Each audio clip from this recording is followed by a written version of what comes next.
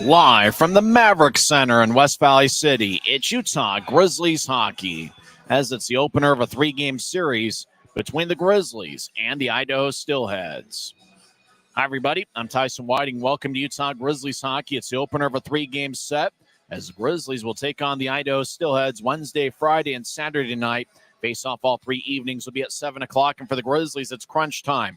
There are 8 games left in the regular season. 6 of the 8 will be at Maverik Center. Utah is home for 6 straight, 3 against Idaho and then 3 against the first-place Kansas City Mavericks, who have the best record in the league. So it's not going to be an easy task for the Grizzlies to clinch a playoff spot. Currently, they're in 4th place in the Mountain Division. They are 2 points behind Tulsa for 3rd place. And 5th place, Allen, is 4 points behind Utah. And it's a big one tonight, not only for the Grizzlies, but they're going to do a little bit of scoreboard watching as Allen begins a 3-game series against Rapid City here tonight. So it's going to be a big one for Utah. And watch out for the Grizzlies' bread and butter.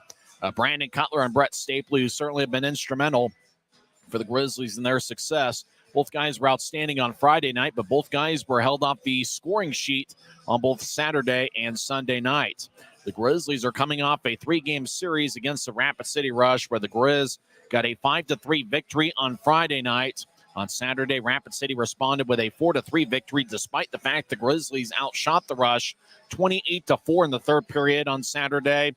And Sunday, Rapid City got a 4-1 victory with Alex Bokaj scoring the Grizzlies' lone goal.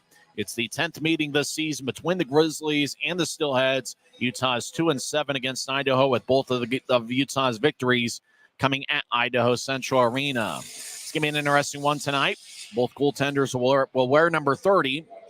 For the Grizzlies, it's going to be Will Cranley in net, as he has now started 3 of the last 4 games. And for the Idaho Steelheads, it's Brian Thompson getting the start. Thompson's got an AHL contract with the Texas Stars. So it's going to be an interesting one. For the Grizzlies, it's important to get off to a fast start, as Utah is 21-4-2 when scoring first this season. Watch out for Brandon Cutler. He has a point in 6 straight games, and Dylan Fitz can certainly settle in and play a nice one here tonight. Fitz has 11 goals in his last 15 games. If you're in the West Valley area, come on down, as it's a Smith's family night. 4 tickets for $40 and then $10 for each additional ticket after that. Don't forget, Friday is going to be an AFCU Friday, where tickets start at $10 when you pay using your AFCU debit or credit card at the Maverik Center box office. And Saturday should be a lot of fun as well, as Grizzlies take on the arch rival Idaho Steelheads in the first of a 3-game set. And 5 of the last 8 games will be against the Steelheads. The last 2 regular season games will be at Idaho Central Arena on April 12th and 13th. When we come back, we got Tim Broussard hanging out with us, as he's sitting high atop Section 114. He will join us and talk about tonight's game and what the Grizzlies need to do in order to pick up 2 big standings points here tonight. We're in business on a Wednesday night, and you're listening to the Grizzlies Hockey Network, presented by Rio Tinto Kennecott. Since 1939, America First has helped people start businesses, buy homes and cars, and achieve their financial goals. Today, our top priority is still the financial success of you and your family, which is why we're giving new members $100 when they sign up for a basic savings and checking account, and another $100 when they upgrade to premium checking and enroll in and use direct deposit. So head to AmericaFirst.com today and join the credit union that always puts its members first.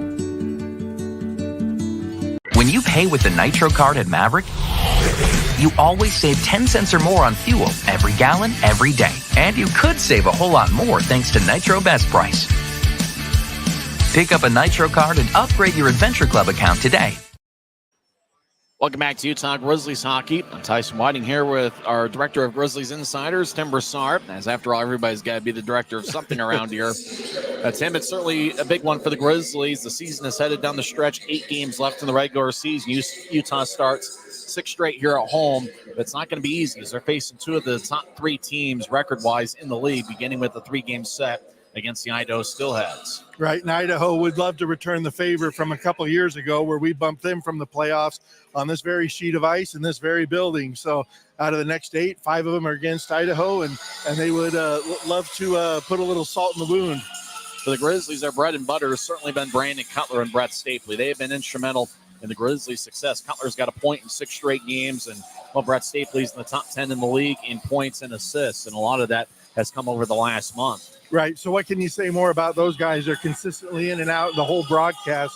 I think what you're going to need more particular on this upcoming series is we're going to need the other role players to step up. We're going to have to start calling some other names other than double shifting and triple shifting Cutler and Stapley.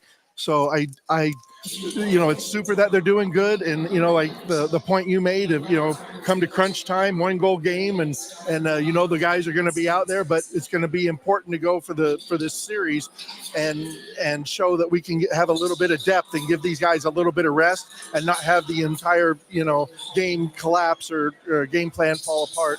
For the Grizzlies, they're going to need to put together a great defensive effort. Idaho is a high-powered offense. They're averaging 4.2 goals per game, and they're coming off a game last Saturday against Tulsa. I believe you're at Idaho Central Arena where the Steelheads won 10-1. I was. In fact, I sat right in back of the very goaltender who's in net tonight, Thompson, and the guy's rebound control is elite. And so we've got our work cut out for it, and not just any shot's going to go in. We're going to have to methodically, create something, a decision where it's lose-lose for him in order to go in. Now, on the other end, Idaho was more hungry for their 10th goal than Tulsa was for their second. They wanted, and the whole crowd was sitting there, we want 10, we want 10. And it was impressive that Idaho controlled and maintained control of the ice right out in front, that the paint, and then about 10 to 15 feet out in front. And that's where Tulsa's demise was, is they couldn't move the bodies out. They had, Idaho had the, scoring by committee. It was just, Kawaguchi, it was Billy Neerman. Anybody coming in, next man up is coming right to that slot and presenting a problem. And Junka lasted for a period and a half, and Alexander was in and suffered the exact same fate. So it's going to be really important for the Grizzlies defense to establish, maintain, and control that ice right out in front of Cranley. Every time I say special teams is going to play a big factor, both teams get one power play. But in this series, it really could, because both teams' power plays have really had a lot of success against the other. I remember Utah in Boise a few weeks ago went 4 for 5 on the power play during a night. That was the crazy 8-7 game where Idaho held on for victory. It feels like both teams, because they've had a lot of success against the other on the power play, that could play a big factor in this series. Right. So the two factors in that is, how's the ref going to call it? Beside from that, how much do you want it? How much are you going to earn it? Keep your legs turning, keep your body moving. Don't take stupid penalties. Don't give the reason the ref to call something like slashing, holding, tripping, interference. Stay away from the lazy penalties and see if we can't improvise and generate something on our side, so that the opportunities for the power plays are coming to us and we're not having to defend consistently in a penalty kill type situation. It's going to be important for the Grizzlies to get off to a fast start, either playing with the lead or playing even with Idaho, because you're trying to play catch up. And I know the Grizzlies have been a pretty good come from behind team, but playing catch up is going to be pretty difficult, because Idaho is 33-1-2 when scoring first this year. Right. Can we go ahead and just start the third period first and then have the first period at the end? Because we play great in the third period, but we have a lot to be desired coming out of, down 2-0 in the first period, or going halfway through the second, and we're still looking for the optimum first goal of the game. That's not going to work against Idaho. We're going to have to generate something early and often. And that means at least a goal. Your quota is about a goal a period or a goal and a half a period. You figure out where you're going to mix in the half. You're going to need that to win. Well, since you mentioned it, the optimum first goal of the game, who's scoring first for Utah tonight? Bocage. I liked him in practice. He's one of those guys, the AHLers, that can go either way. I think it's going to take somebody like that and that NHL-type caliber shot to get past Thompson. Bocage is the optimum first goal of the game scorer in back-to-back games. In fact, he has contributed to the last 3 first goal games as he threw the main pass to Dylan Fitz on Friday in the series opener against Rapid City. As for me, I'm not sure I'm going to go with I've been going with Nathan Burke quite a bit lately, but I think Brandon Cutler, who's been pretty good in the third period of games, I think Cutler gets Utah off to a quick start here tonight. He is my pick for the optimum first goal of the game. Aside from the picks, I'd like to see it happen in the first period. Yeah. And in fact, how about the first 10 minutes of the first without giving up anything? The guys are going to be out there and doing everything they can, but I think the timing of it is is going to be key. If we come out of the first down 2-0, I think that's going to set a dangerous tone for the rest of the game, and I don't think we're going to have that same success against other teams that we've had in the third against Idaho. I think that we're going to have to come out even in the first and maybe even up one and then try to maintain that the rest of the game. Well, thanks for the time. We'll talk to you first intermission. Thanks, Tyson. That's our Grizzlies Director of Insiders, Tim Bressard. When we come back, we'll give you the starting lineups for both teams. It's the Grizzlies and the Steelheads coming up next on the Grizzlies Hockey Network. Why is Jerry Seiner the #1 Kia store in the Salt Lake region? Selection. We've got over 350 new Kias to choose from. Savings. Shop over 40 new Kia Sportage models and save up to $2,500 off when you buy. Jerry Seiner has been the area's most trusted automotive source for over 40 years. Little wonder then how we've made thousands of friends to last a lifetime.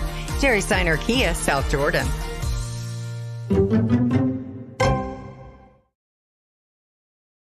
Welcome back to Utah Grizzlies Hockey. I'm Tyson Whiting here on a Wednesday night, first of a 3-game set between the Grizzlies and the arch-rival Idaho Steelheads. Let's get to tonight's starting lineups.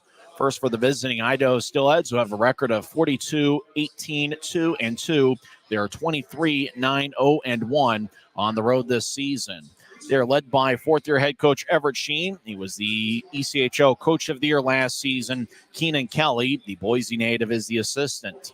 Starting in net is Brian Thompson, who's got good size at 6'5" and 183 pounds, long, lengthy, and wiry.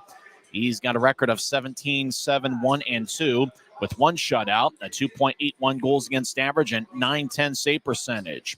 Thompson has played in 30 games with the Steelheads this season. He's currently on an AHL contract with the Texas Stars. The backup goaltender tonight is Jake Kiley, who has a record of 8-4. The starting defensive pairing, Nick Canati, wearing number 3. He is 5'9" and 165 pounds. He has 6 goals and 9 assists this season.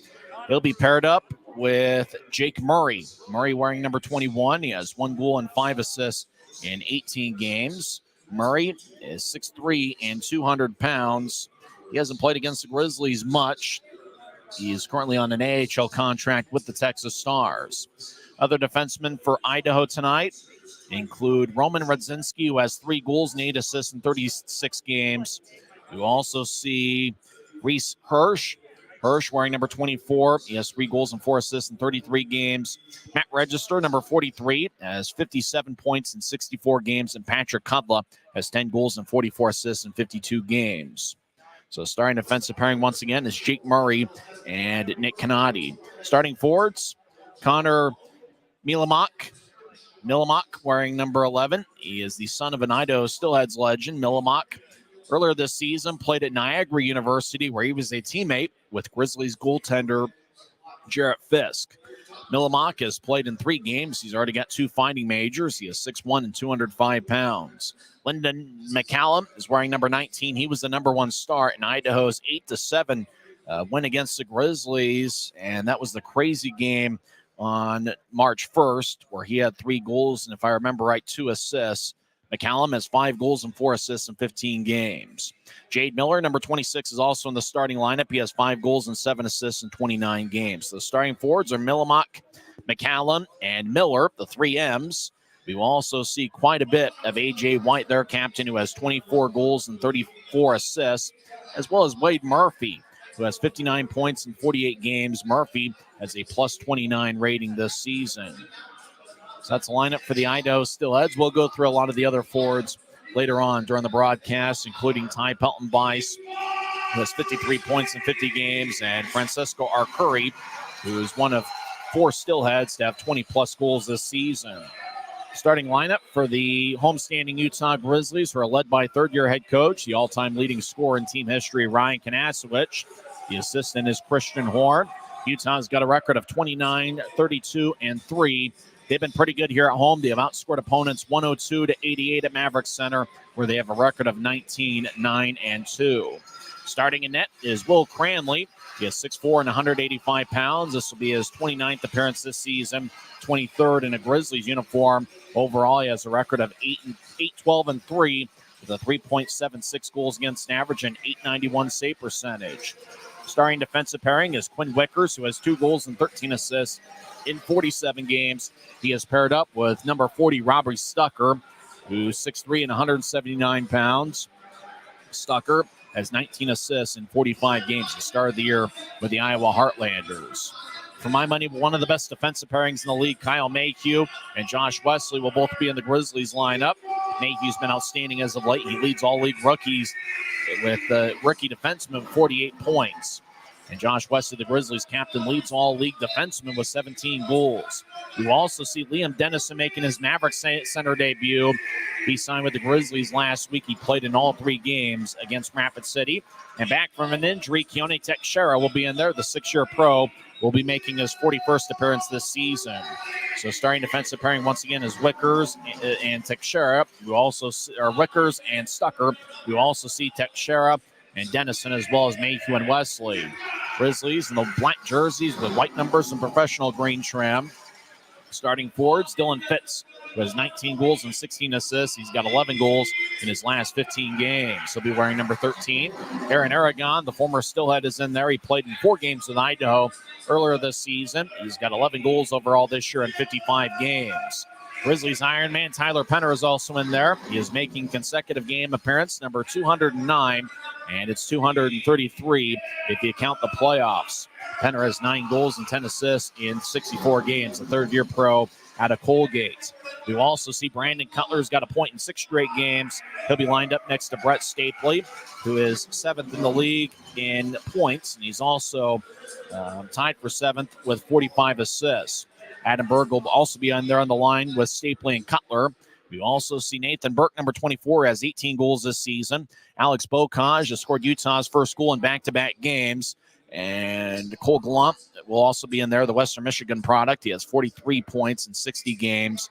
We also see Luke Manning in there. Manning wearing number 8 has 1 assist in 6 games. And Grizzlies will also have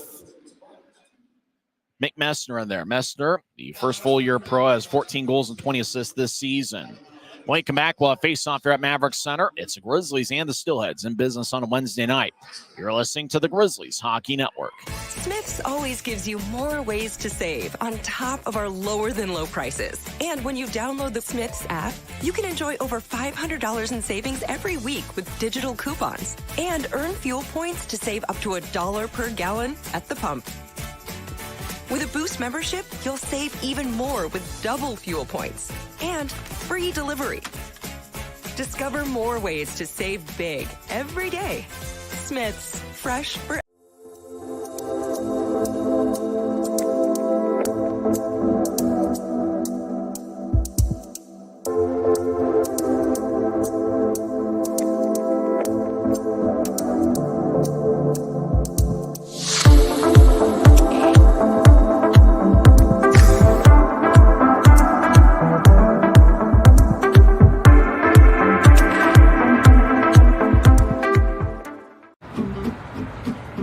Schwab tires. I'm a confident backseat driver, but Mom's a little stressed about spending. Remember, breathe in. Now watch your speed and breathe out.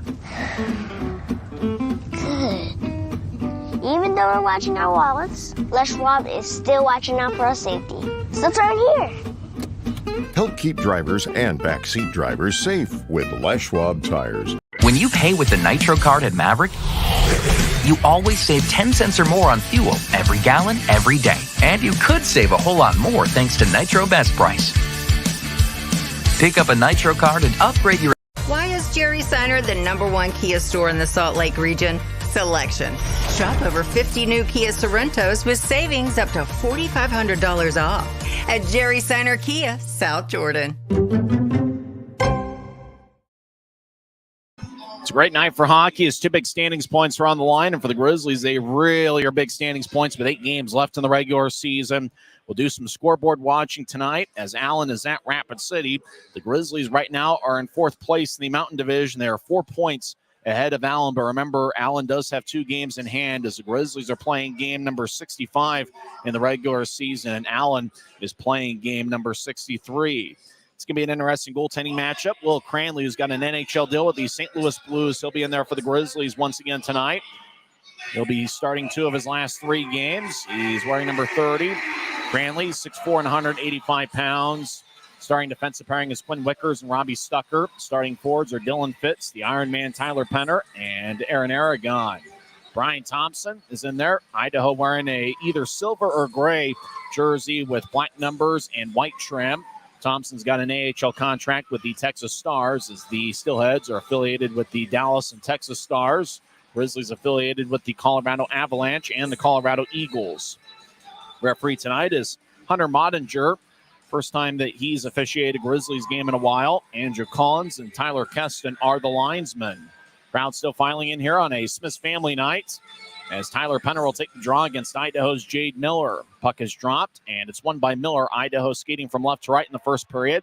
Will dump it in, does number 11, Connor Milamak, whose father was a legend in Idaho, and he's got his jersey retired, does his father, at Idaho Central Arena.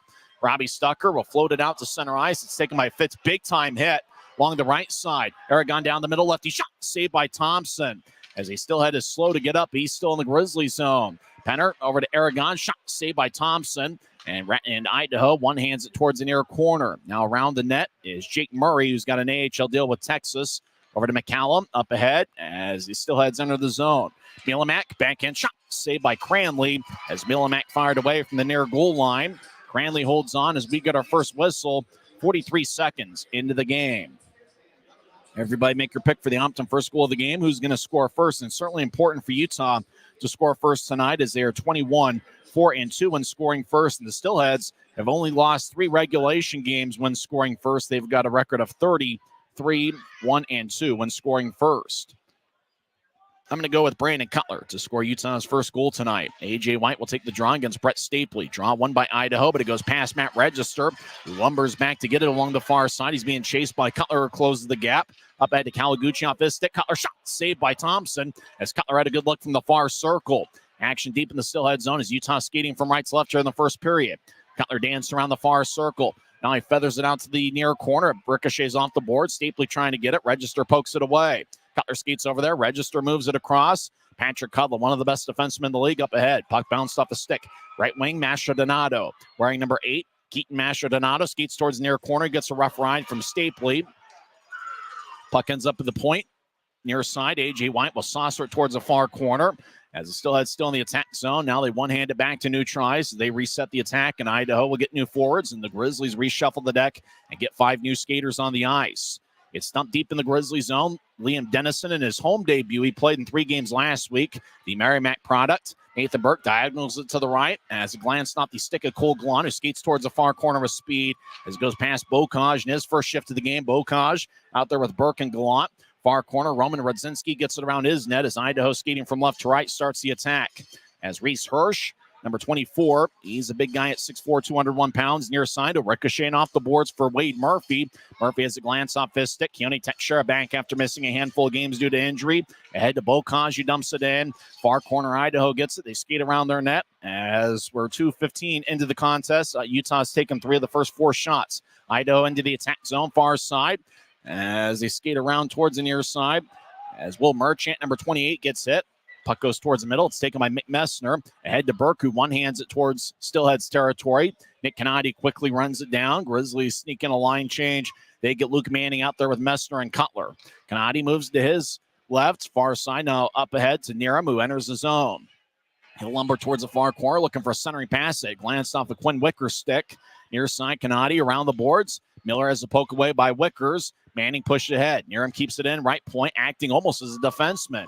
Now Manning moves it out to center ice, right wing for Cutler, trying to get it back to Manning in the give and go as Grizzlies enter, but they're offside as the Steelheads did a good job protecting their blue line. So we're about 3 minutes in, so grab some chips and dip and a beverage of your choice and enjoy a little bit of Wednesday with us, as it's just the start of things.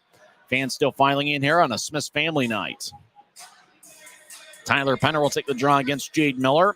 Utah looking for its first victory against Idaho at home this season. They are 2-7 against the Steelheads this season. Draw one by Idaho. Francisco Arcuri has had some success. This puck bounced off of Aragon's stick onto Thompson, who covers up as Idaho is looking for a cross-ice pass, or they're looking for a horizontal pass. It bounced off Aragon's stick onto Thompson, as Utah is now up to 4 shots on the night. Penner will take the draw against Jade Miller. Those are the two that had the opening draw here this evening. As faceoff goes towards the far corner, our Curry boxes out Fitz, and the puck flubs towards the points. Taken by Willie Nurum. He moves the left wing pass ahead. As the puck goes over to our Curry, he loses the puck. Wesley moves it to center ice. Fitz skates towards his left. He'll flub it ahead. Bounce off a Steelhead stick on to Aragon, who skates in, but he loses it. Puck ricochets out to center ice. Fitz back to Wesley, who moves to the left wing for Mayhew. Now back to Wesley. Wesley advances to Penner. Penner couldn't reach it, though. Icing is on Utah as we get another whistle 3.5 minutes into the contest.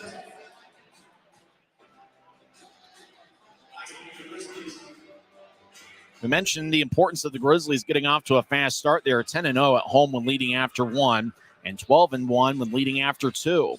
So Grizzlies, they've done a good job protecting leads here at Maverik Center, and that's certainly going to be important.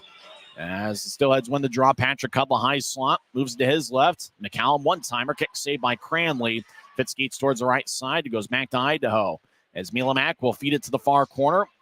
Josh Wesley and A.J. White, the two captains, battle in the far corner. As McCallum, number 19, gets up top to Register. Register moves it towards the middle. Aragon couldn't reach it. Right side. Idaho gets to A.J. White, who dances around the near circle, tapping off the boards as Milomak dances in the near corner as he tries to get around Mayhew.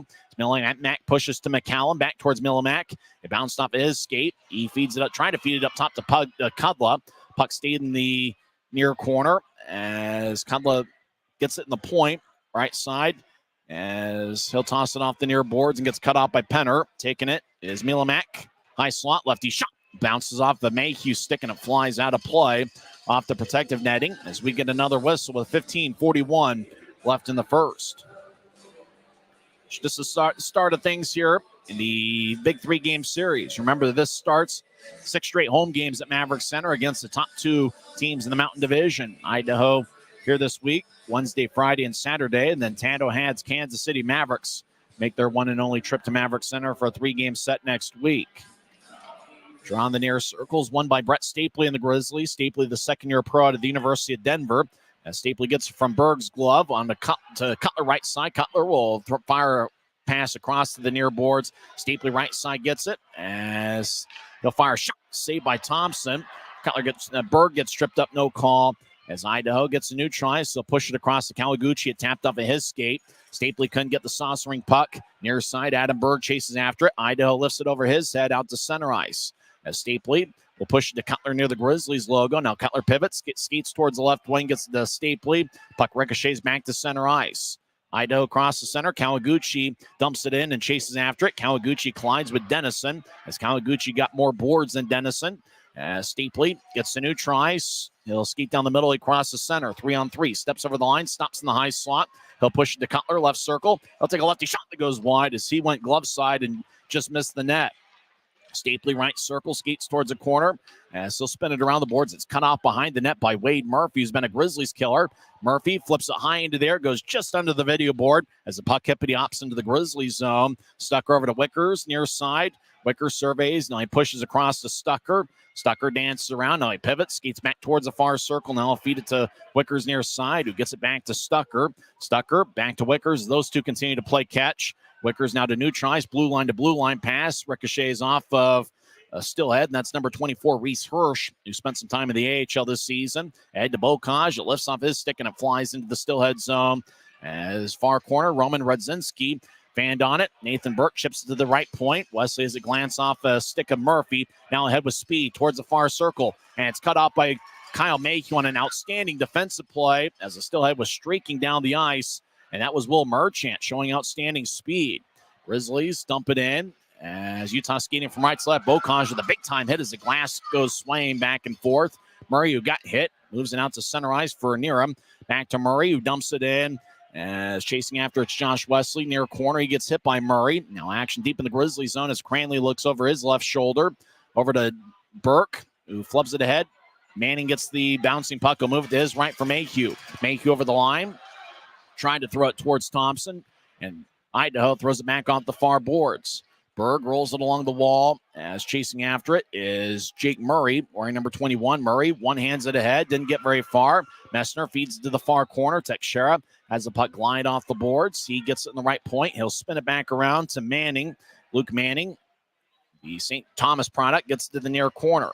Idaho battles. Messner took it away. Messner near goal line skates around Idaho's net towards the far side as he gets pushed by Neera. As Messner gets up top to Teixeira, who moves it across. Pass is picked off. Idaho skates down the middle. Arcuri gets cut off by Teixeira. Arcuri trying to get it back to A.J. White, who was trailing the play. Pass goes wide of the mark all the way to the Idaho blue line. Kudla skates towards the Idaho bench. Now pushed to his right. McCallum couldn't reach it. And icing is on Idaho as we get another whistle with 12:32 left in the first.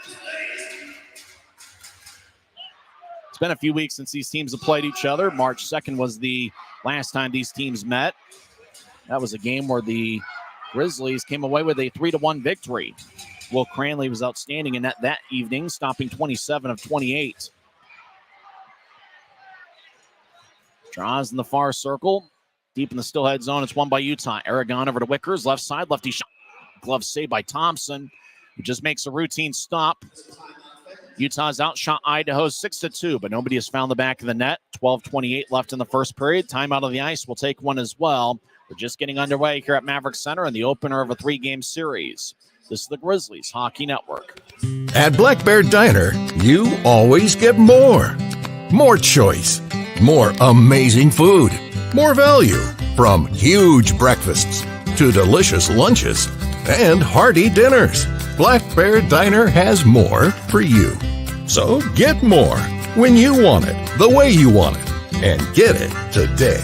Good old-fashioned family food, Black Bear Diner.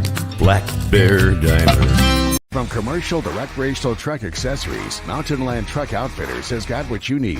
Flatbeds, spray and bed liners, lifts and leveling kits, wheels and tires. Mountain Land Truck Outfitters proudly uses a brand you know and trust. And with our experienced, knowledgeable, and friendly staff, your visit here will be informative and enjoyable. Stop into our convenient location in Provo at 265 South 100 West or call 801-225-4637 to get a quote for your fleet or individual truck. Mountain Land Truck Outfitters.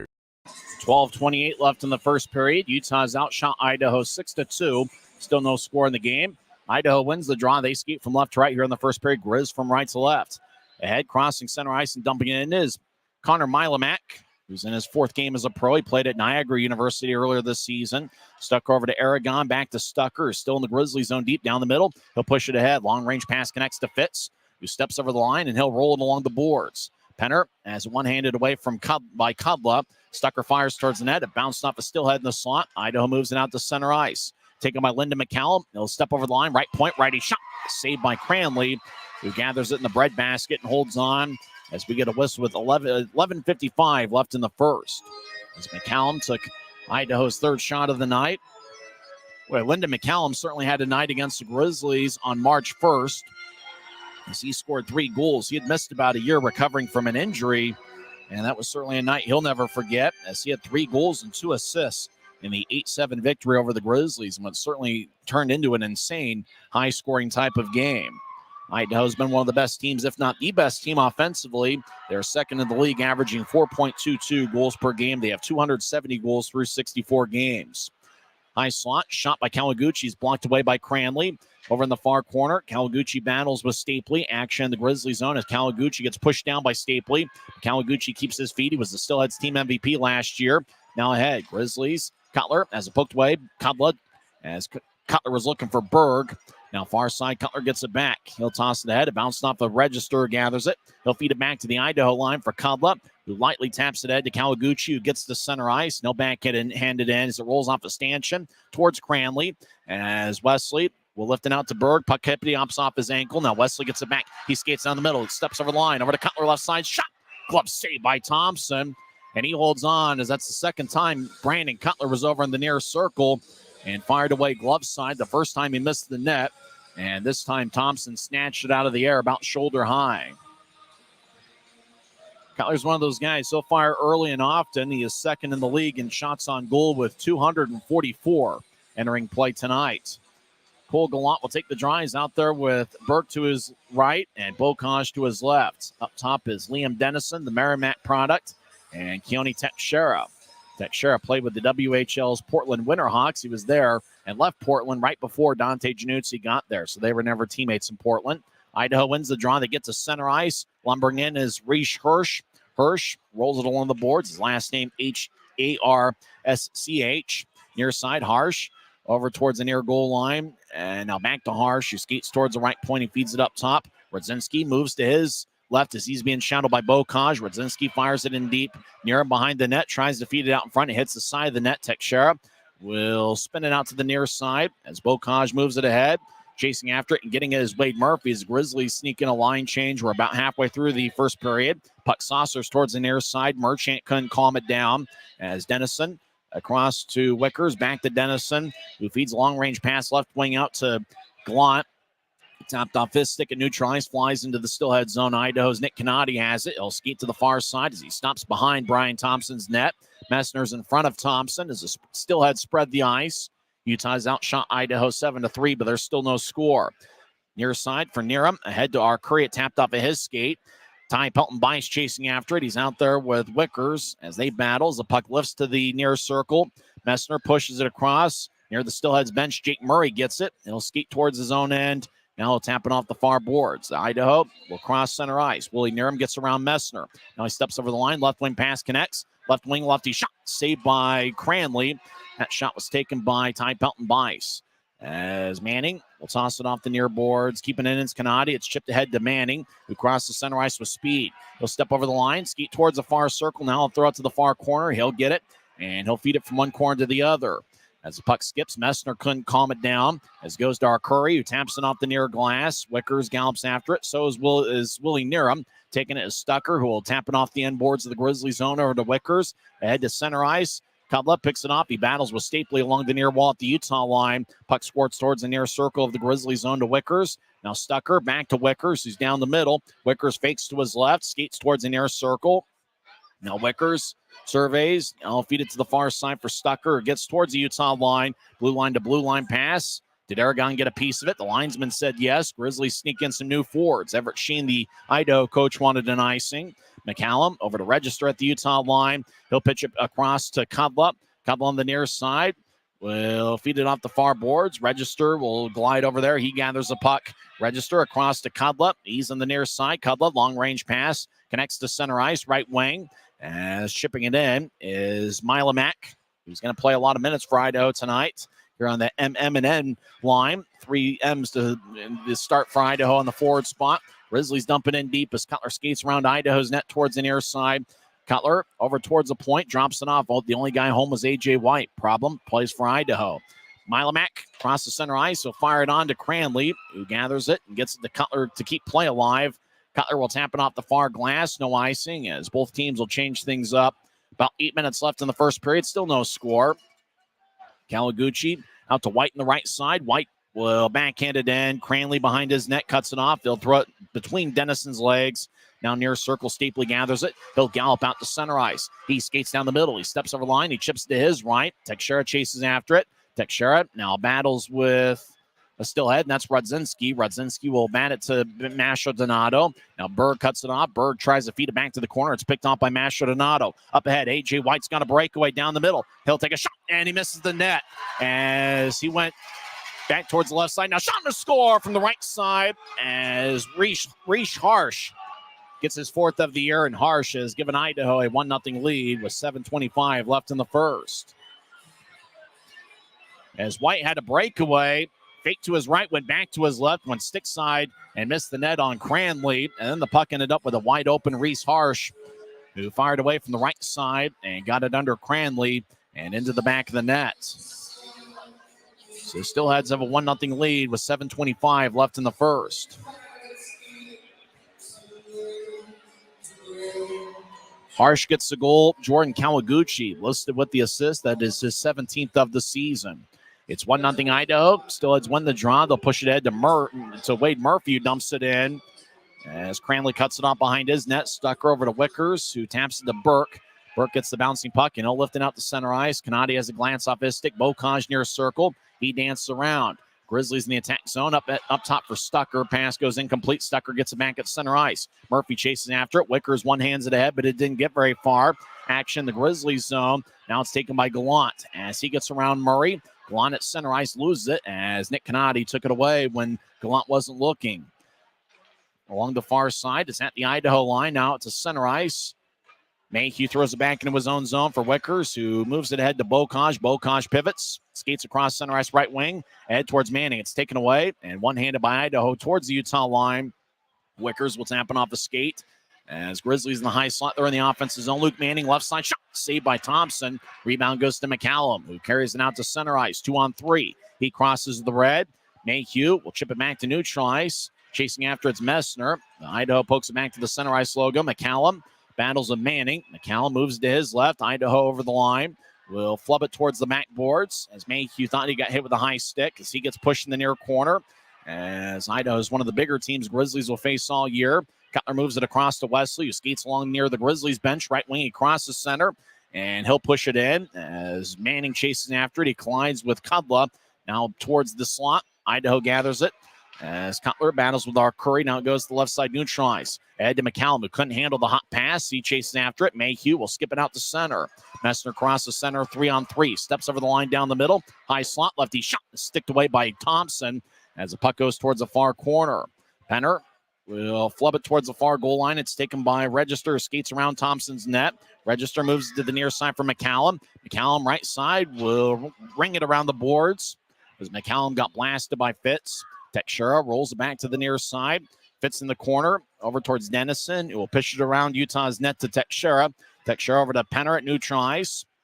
He'll saucer it out ahead to Aragon, who steps over the line right side. He centers it to Dennison. Take a lefty shot. Saved by Thompson. Boy, best look Dennison's had as a Grizzly. Fitz throws it off the far boards to Aragon, who moves it back to the corner. Penner starting pass to Fitz. Shot. Saved by Thompson. Boy, great pass by Tyler Penner. Threaded the needle from the far corner onto Fitz. And Brian Thompson looks like he's got his A game early on for Idaho. Grizzlies have outshot the Steelheads 11-6. But Reese Harsh scored 12:36 into the first as Idaho has a 1-0 lead. We're back in 1 minute on the Grizzlies Hockey Network. This isn't just copper. It's our job. It's food on our family's tables. Without it, we couldn't stay in touch. It's what keeps our homes warm and our lights on. It's the power behind the team and a greener, brighter future. This isn't just copper. It's a proud Utah and a strong America. Why is Jerry Seiner the #1 Kia store in the Salt Lake region? Selection. We've got over 350 new Kias to choose from. Savings. Shop over 30 new Kia Seltos models and save up to $2,000 off when you buy. Jerry Seiner has been the area's most trusted automotive source for over 40 years. Little wonder then how we've made thousands of friends to last a lifetime. Jerry Seiner Kia, Salt Lake.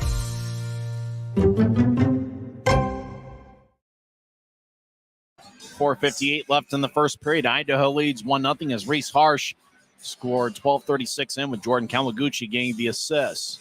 Grizzlies done a good job controlling the shot count. They lead at 11-6. Idaho wins the draw. They skate from left to right. They'll skip it out to center ice. Mayhew pushes towards the Idaho bench. Grizzlies from right to left as Mayhew dance around the far circle as he skates around Cranley's net towards the near side. Mayhew reverses back around Utah's net to the far side. He'll get it towards Wesley. Action in the Grizzlies zone.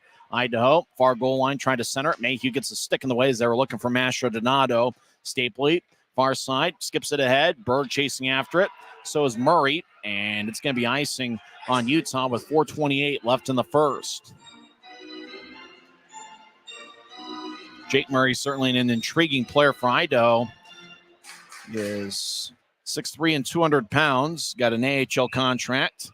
Only 21 years old. He'll be 22 on April 11th. Got his feet wet in pro hockey at the end of last season with the Cincinnati Cyclones. Draws in the far circle. It's won by Idaho. They lead 1-0. Over to Canati. High slot. He fires towards the net on the lefty. Shot that goes wide. Pelton Bice. Far corner gets double teamed by Stapley and Wesley. Cutler gets it. He'll get it to Berg, who's down the middle. He crosses center ice. Berg pushes to his right for Cutler. Steps over the line. Stops to the point. Moves it across. Idaho picks it off. Still heads cross center ice. 2-on-2. Mastro Donato over to Kawaguchi right side. He'll take a lefty shot. Saved by Cranley. And he'll gather it as the puck bounced off the stick and just kind of flipped towards Cranley's glove. And he snatched it about waist high and stops play with 4:03 left in the first. Both teams will change things up. There's a lot of sports and entertainment options out there. We appreciate you choosing the Grizzlies here tonight. Season is headed down the stretch. Both the Grizzlies and the Steelheads have 8 games left in the regular season starting tonight. 5 of the 8 games will be against each other. Draw one by Idaho. Codlup will dance around over to Merchant. Right side lefty shot is blocked away by a stick of Nathan Burke. Now Burke gets it. He crosses center ice 2-on-3. Steps over the line. He's challenged by Register. Now Gallant takes it. He skates around Idaho's net as the puck skips off the stick. As Matt Register near corner will push it back to Cudla. As the Steelheads will move it out to the right side. Murphy chasing after it. He gathers it behind Utah's net. He tried to bounce it out in front and it hits off of Wicker's skate. Murphy trying to feather it out in front. Pass goes wide of the mark as he was looking for A.J. White. White, the Steelheads captain. As the Steelheads, Patrick Cundla gets neutralized with ease. Right wing, he'll step over the line. He gets past White. Cundla, shot goes wide as he went stick side on Cranley. As the Steelheads roll it around the boards, near side, McMessner gathers it. He'll push it ahead to Manning. Pass goes incomplete. Register backpedals into his own zone towards Thompson. Manning challenges, and now it goes to the near side. Berg, left point, rips it around the boards. Easy for me to say. New tries. McCallum crosses center. Grizzlies back defensively 2-on-4. McCallum steps over the line, pivots in the right point, dance around. Now he'll throw it towards the corner. Taken by Miller, back to McCallum. One-timers blocked by Messner. Dennison, right wing pass towards Berg, doesn't connect. Puck glides towards Thompson, who covers up with Messner cutting across him. There's 2:37 left in the first, and the Grizzlies will have an offensive zone draw. So both teams will reshuffle the deck, and the Grizzlies will get Brett Stapley out there with Brandon Cutler and Adam Berg. For Brett Stapley, he has 11 points in his last 6 games, 4 goals and 7 assists. Stapley is tied for 6th in the league with 67 points. He also has 45 assists, which are 7th best in the league. Stapley will take the draw. He's got Cutler to his left and Bokosh to his right. As the Steelheads win the draw, they'll throw it to the near side. Cutler gets double teamed as he gets pushed along the glass. Idaho comes out with a puck. Steelheads head towards Milomac near the Idaho bench. Milomac will throw it back to a Steelheads defenseman. Now across to Reese Harsh, who's got the lone goal tonight. He angles it to the left for our Curry, who one-hands it deep in the Grizzly zone. Wesley will chip it around the wall towards the near side. Cutler, he's got 31 goals this season, gets it back to Mayhew. Mayhew over to Cutler, left wing. He crosses center ice. Cutler with good speed. Head to Bocage. Tapped off of Bocage. A stick back to Cutler in the near corner. He tried to center to bounce up and near him. Now Cutler tries to nudge it to Stapley. It goes slowly. Bocage couldn't handle it. And the Steelheads glide to center ice. Nearham crosses center. He'll whip it around the boards. Cranley throws it to the near side. Nearham lets it go to the point. Cutler trying to get to Bocage. It's taken away. Nearham down the middle. Righty shot is blocked away by Wesley's stick. Bocage gathers it near side. As he tried to angle it to Cutler, our Curry got a stick in the way. Register, neutralized, lose the puck, and it's at the Utah line. It's taken by Cutler. Over to Stapley, 2-on-1. Stapley right wing. Centers to Cutler. I'll take a shot. Oh, just missed the net as he went stick side on Thompson. Boy, it would have been tied at 1, but he just didn't quite have the accuracy. Puck lifts in the air. Wickers gloves it and drops it, but the puck ended up at neutral ice, and the Grizzlies were offside. Boy, 2-on-1, and that's exactly the two-man combination you want to have, Stapley and Cutler. Stapley was to the right side. He had to lift the puck a little bit. Cutler got it. Oh, boy. It looked like Thompson might have gotten a stick in the way. Cutler's shot might have had the accuracy. Thompson might have gotten a stick in the way. Outstanding stop by the Idaho goaltender. As the neutral zone draw goes deep into the Idaho zone towards the far corner. Idaho has it behind their net. Canati pushes to the far side. As the Steelheads will skip it out to center ice as it's one-handed ahead. Idaho enters the zone. They try to back it for White, who looks to locate it. Left point, Idaho will tap it off of Penner, gathers the puck off his skate. Ahead, pass is picked off at neutral ice. As Idaho crosses center ice, Jake Murray dumps it in, wearing number 21. He's got outstanding size, and he's got good speed to match. Near side, Penner pushes the Steelhead. Wicker's trying to jab it away as Idaho continues to hold on. Puck lifts high into the air, and I mean very high into the air. Well, that almost hit the sky. Bounces near Stucker, gets it to neutral ice. Kawaguchi has to go off this stick onto Stucker, who filters it across to Wickers as the Grizzlies change up forwards. 25 seconds left in the first period. Idaho leads 1-0. Wickers dance around the near side. He gets it across to Stucker, who advances it to center ice for Burke, who backhands it in. Puck gets there under it. Kanadi gathers it before it skipped on to Thompson. Kanadi over to the far side, 10 seconds left. Idaho races to center ice. They angle it to the right for Miller as it tap off his stick. Miller towards the near corner, battles with Dennison. Puck goes off the backboards as Teixeira gathers it, and time runs out here in the first 20 minutes of play. As Grizzlies did control the shot count, 11-7. The only goal was scored from the right wing by Reese Harsh. He got his 4th goal of the season. It's his 34th game in this league this season. Jordan Kawaguchi in his 23rd game picks up his 17th assist. If you're a Grizzlies fan, you wonder if Cutler, he would have just connected on that, but there was a stillhead between Stapley and Cutler, so it looked like Stapley had to get some air under it, and he made the perfect pass onto Cutler, and it was tough to tell from that first replay I saw whether Thompson got a stick in the way. It looked like the shot had the accuracy. It either hit the post or it hit Thompson's stick. Either way, it stayed a 1-0 game, and that's where we sit now after 20 minutes of play. When we come back, we'll statistically go over the first 20 minutes. We'll also talk with Tim Broussard and get his thoughts on what he saw and what was a pretty entertaining first period. We were skating 5-on-5 the entire time. There wasn't a single power play in the first period. It was a clean period, and it was certainly a well-played period by two good teams. We'll come back and recap the first period as Idaho leads Utah 1-0. This is the Grizzlies Hockey Network, presented by Rio Tinto Kennecott. Maverik's new bean-to-cup machines always deliver a freshly ground cup of coffee on demand, so you can enjoy any of our premium roasts at their best, day or night, hot or iced. Enjoy a fresh cup today. At Black Bear Diner, you always get more. More choice. More amazing food. More value. So get more. And get it today. Black Bear Diner. Since 1939, America First has helped people start businesses, buy homes and cars, and achieve their financial goals.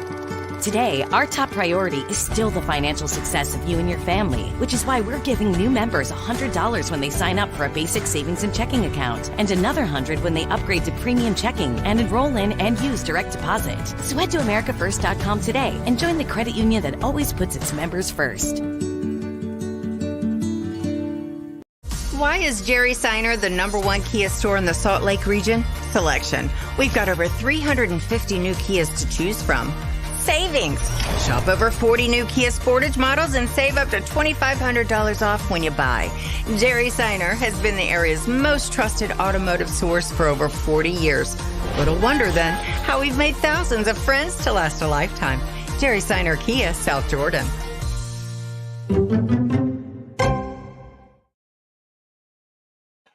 Welcome back to Maverik Center here on a Wednesday night. Idaho leads 1-0 after one period. It was a very quick moving first frame as it's only 7:43. That's the time of day here in the Mountain Time Zone. There wasn't a single penalty in the first period. Grizzlies had 5 scoring chances and Idaho had 3, but the Steelheads scored the only goal as Reese Harsh scored from the right wing, 12:35 in. We mentioned Kawaguchi picked up an assist. They also gave an assist to A.J. White, who now has 35 on the season. White has averaged about a point a game for Idaho. It's his 64th game this season, and he now has 24 goals and 35 assists. Utah's been a good home team. They've got a record of 19-9-2 here at Maverik Center, but Idaho's been an outstanding road club as they are 23-9-0-1 on the road. For the Grizzlies, they had a 7-3 shot advantage at one point in the first period before Idaho responded with 3 shots unanswered, including, I believe, the Harsh goal. For the Grizzlies in their 11 shots, they were led by Aaron Aragon, who really stepped his game up in the first 20 minutes. Aragon was as active as I had seen in the last couple months. Brandon Cutler had 2 shots, and that was an outstanding look he had. What a pass by Brett Stapley. You talk about a magician. Stapley is certainly that with the puck. He got some air under it, and the pass ended up going tape to tape from Stapley to Cutler. And boy, it would have been one of the best goals of the season had Cutler connected on it. Thompson may have gotten a stick in the way. Puck ended up towards the near post, and it might have glanced off that as well. Either way, that was the best look Utah had in the first period on Brian Thompson. So we mentioned Aragon with 3 shots, Cutler with 2, and then 6 other Grizzlies with 1 shot in the period. For Idaho, Connor Milomack and Lyndon McCallum led the way with 2 shots. I guess you got to call them the 3 M's. There's probably, or maybe the 3 Musketeers. Milomac, McCallum, and Miller were the starting forwards for the Steelheads tonight. 1 shot each for Pelton, Bice, Harsh, and Kawaguchi. And obviously Harsh has 1 shot, found the back of the net as the Steelheads have a 1-0 lead. We'd mentioned we're doing some scoreboard watching, as after all, at the same time, Grizzlies got underway at about 7:10. 5 minutes before the Grizzlies got underway, Rapid City and Allen got underway over at the Monument in Rapid City. Remember, Rapid City does have 2 straight victories, and they're looking for 3 in a row. There's 2 minutes left in the first period, and Rapid City leads Allen 1-0. The only goal scored so far in the contest, if my phone will load, it's trying to pull up the box score, and the phone takes forever. Mark Dwartz, who had 2 goals last Friday in the series opener against Utah. He connects 9:04 into the first period, with Keanu Yamamoto and Breck Ravel getting the assists. Christian Propp, who got the victory in net for Rapid City, he is in net once again tonight. He has stopped the first 7 he has seen. Marco Costantini has saved 13 of 14 for the Americans. Rapid City has outshot Allen 14-7, and late first period, the Rush lead the Americans 1-0. And if you're a Grizzlies fan, you're rooting for Rapid City this week, as Allen is 4 points behind Utah for 4th place in the Mountain Division. Rapid City's a few games back. They're in last place with 53 standings points. Realistically, if Rapid City goes on a big winning streak here to end the regular season, they could find themselves back in the playoff race, but obviously Allen is closer to Utah in the standings, so a Rapid City victory doesn't hurt the Grizzlies all that much. Obviously, somebody's got to win and get the 2 standings points, and so if you're a Grizzlies fan, tonight, maybe the rest of the series, you are rooting for the Rapid City Rush. And it's going to be tough for Rapid City, as next week they've got 3 games over Idaho Central Arena, so it's not necessarily realistic you're going to see Rapid City, although they are better on the road than they are at home. You almost expect Idaho to take care of business against Rapid City. So if you're a Grizzlies fan, you're certainly rooting for the Rush. And right now, that game is about to end the first period. Rapid City has a 1-0 lead over Allen. One other game involving a Mountain Division opponent, Kansas City, who's in first place in the Mountain Division. They've got a record of 46-11, 4-2. They've been about as outstanding this year as Idaho was last season in the regular year. Kansas City leads Iowa 3-0 after 2 periods. Remember, the Kansas City Mavericks will be here next week for a 3-game set, Wednesday, Friday, and Saturday. Remember, the final home game will be on Saturday, April 6th. It'll be Fan Appreciation Night, and that will end the 6-game homestand. That's Fan Appreciation Night presented by Les Schwab. So that's going to be a lot of fun, as the Mavericks will make their one and only series appearance here at Maverik Center. Other action in the league, Worcester defeats Newfoundland 5-2. Trois-Rivières leads, or that game's gone final. Trois-Rivières defeats Reading 3-1, and Toledo gets a 3-2 victory over the Indy Fuel. Here at Maverik Center, Reese Harsh scored 12:36 into the contest, with A.J. White and Jordan Kawaguchi getting the assists. When we come back, we'll talk with Tim Broussard to get his thoughts on what he saw and what I thought was a very entertaining first period. There wasn't a single penalty, and I thought both teams put together a pretty good effort. Looks like we got the makings of an outstanding series here at Maverik Center. Remember to get your tickets for Friday night for the middle game of this set. When we come back, we'll talk with Tim on the other side as Idaho leads Utah 1-0. This is the Rio Tinto Kennecott Intermission Report on the Utah Grizzlies Hockey Network. Smith's always gives you more ways to save on top of our lower-than-low prices. And when you download the Smith's app, you can enjoy over $500 in savings every week with digital coupons and earn fuel points to save up to $1 per gallon at the pump. With a Boost membership, you'll save even more with double fuel points and free delivery. Discover more ways to save big every day. Smith's, fresh for everyone. Welcome back to Utah Grizzlies Hockey. I'm Tyson Whiting hanging out with Tim Broussard as Idaho leads 1-0, but I thought the Grizzlies put together a pretty good effort in the first. I thought they did pretty well. There's a lot to be desired. The first half of the first period, I thought they did well. Ryan Kanashewicz had other opinions, judging by his reactions on the bench and the tally marks every time that our passing was less than desired, giving up some key turnovers right in the middle, whether we paid for them on the scoreboard or not.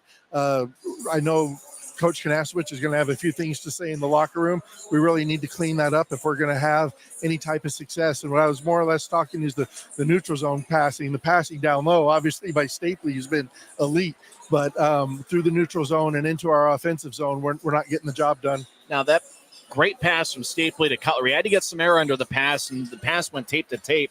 I couldn't quite tell if Thompson got a stick in the way or if it hit the post or if the shot went wide. What did you see? On the replay, it looked like it went wide, but the pass was a beautiful sauce. And we, as a player, you call it, getting really saucy with it, and you just literally saucer it up like a little bit of a Frisbee up and over the defenseman's stick, and it landed right on Cutler's tape.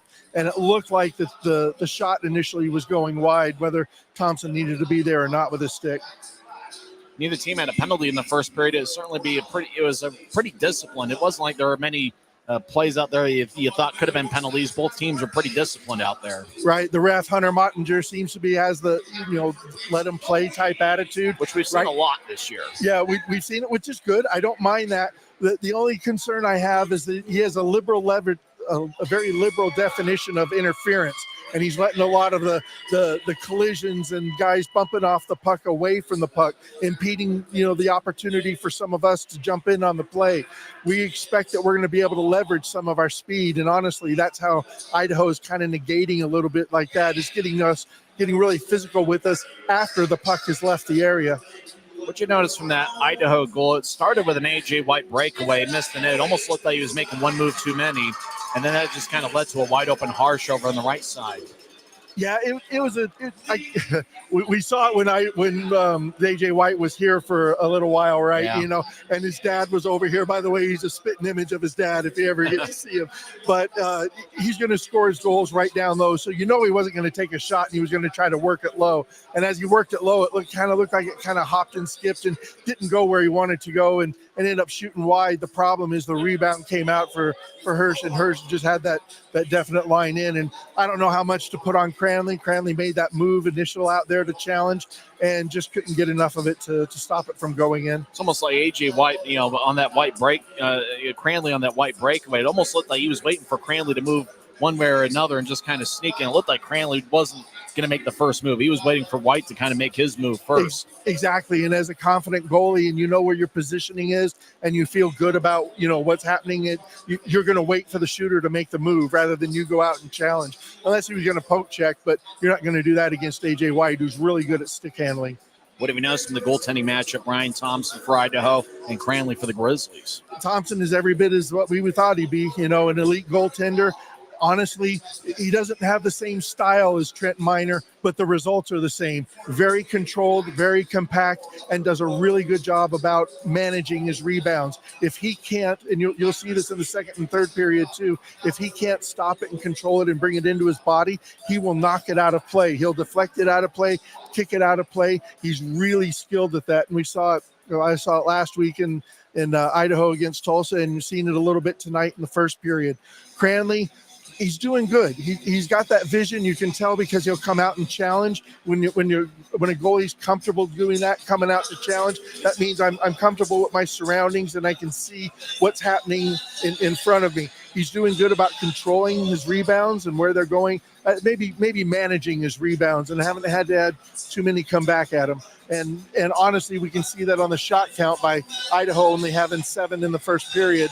And that means they're not getting those second and third chances coming back in at them. For the Grizzlies, you want to make sure that it's still a game after 2 periods. Idaho, if you count this first period here tonight, they're a +3 in the goal margin in the first period. They're a +3 in the third period. The Grizzlies have actually been better in the third periods this season than Idaho, at least as of late. But Idaho in the second periods are a +43 in the goal differential, and that's really where they made their hay. What do the Grizzlies need to do here in the next 20 minutes to make sure this game kind of stays where it is? If not, maybe the Grizzlies tying it up. It's got to be the bend, don't break attitude. Number one, they got to clean up their passing through the neutral zone. No more of these powder puff passes as you're crossing your defensive and then into your offensive blue line. If you're going to pass with a purpose. Make sure that your winger is looking or at least aware of the passes coming his way, because honestly, Idaho's getting that spidey sense, and they're kind of stepping up into those lanes, and they're finding that success bringing it in against. And every time that's happened, if you get a chance on the broadcast, watch Coach Kanasowicz. He has a tally mark down, and he's marking it. Okay, this guy marked it down, and then we're going to have a discussion later in the locker room. That's happening. The Grizzlies also need to not be shy about shooting. If they're presented with an open lane, take it. If you have to go high so you get an offensive zone face-off, take it.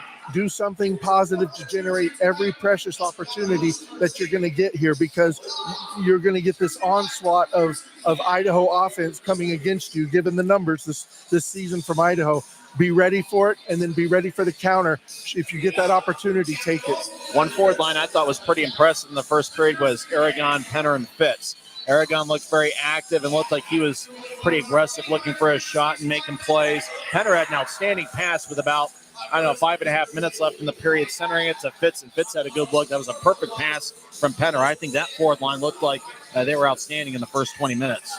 Fitz is having success coming around the backside away from Thompson, almost out of the vision of Thompson, and he's holding up just over by the face-off circle, and he's getting ready for that opportunity should he get it. And a couple times he's had to decide, do I jump in or do I stay where I'm at? And he's decided to stay where he's at to wait for that pass.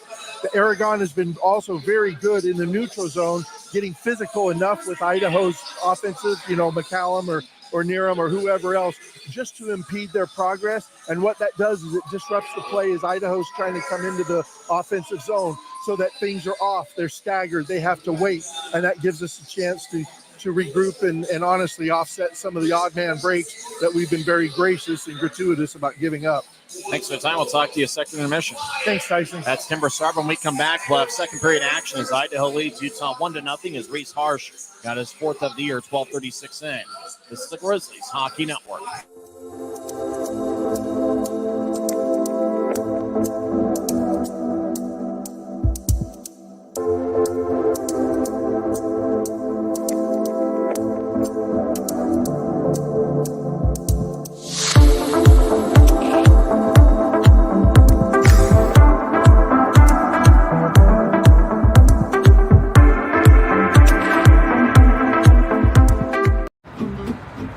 Thanks to Les Schwab Tires, I'm a confident backseat driver, but Mom's a little stressed about spending. Remember, breathe in. Now watch your speed and breathe out. Good. Even though we're watching our wallets, Les Schwab is still watching out for our safety. So turn here. Help keep drivers and backseat drivers safe with Les Schwab Tires. Welcome back to Utah Grizzlies Hockey. I'm Tyson Whiting.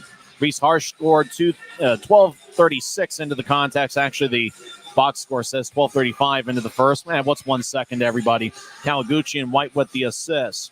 In the first period, Utah outshot Idaho 11-7.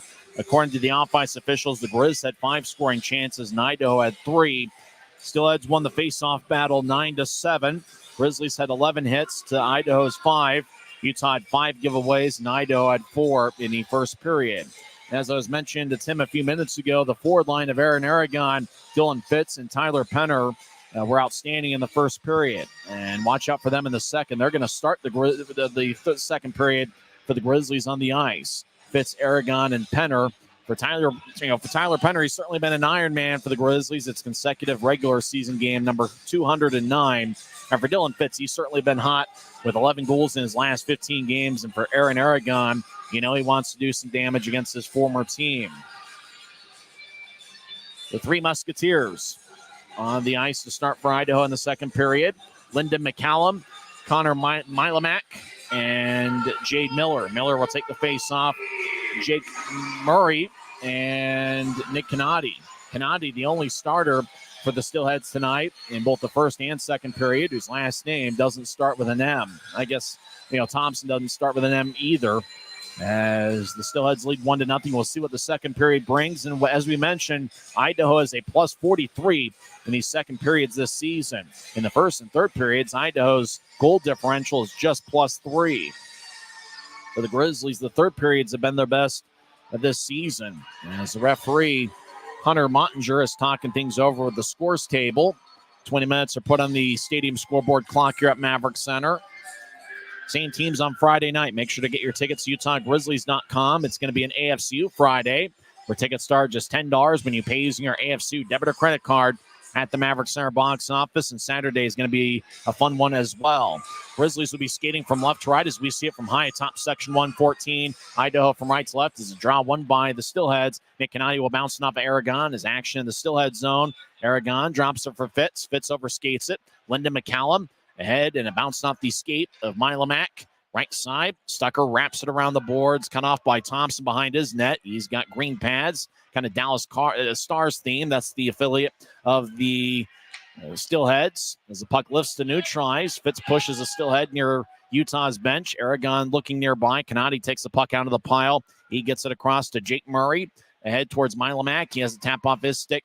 Penner loses it. Milomac gets it, crosses center ice. Now he steps over the line down the middle. He stops, takes a lefty shot, and it's blocked by Wicker's stick. Stucker behind Utah's net. As action a little bit slow here as the ice looks like it's having a tough time settling. Stucker over to Wickers near goal line. Back to Stucker behind Cranley's net as Cranley looks over his left shoulder. As Aragon will exit the ice, Grizzlies will get some new forwards. As Berg is out there with Cutler and Penner.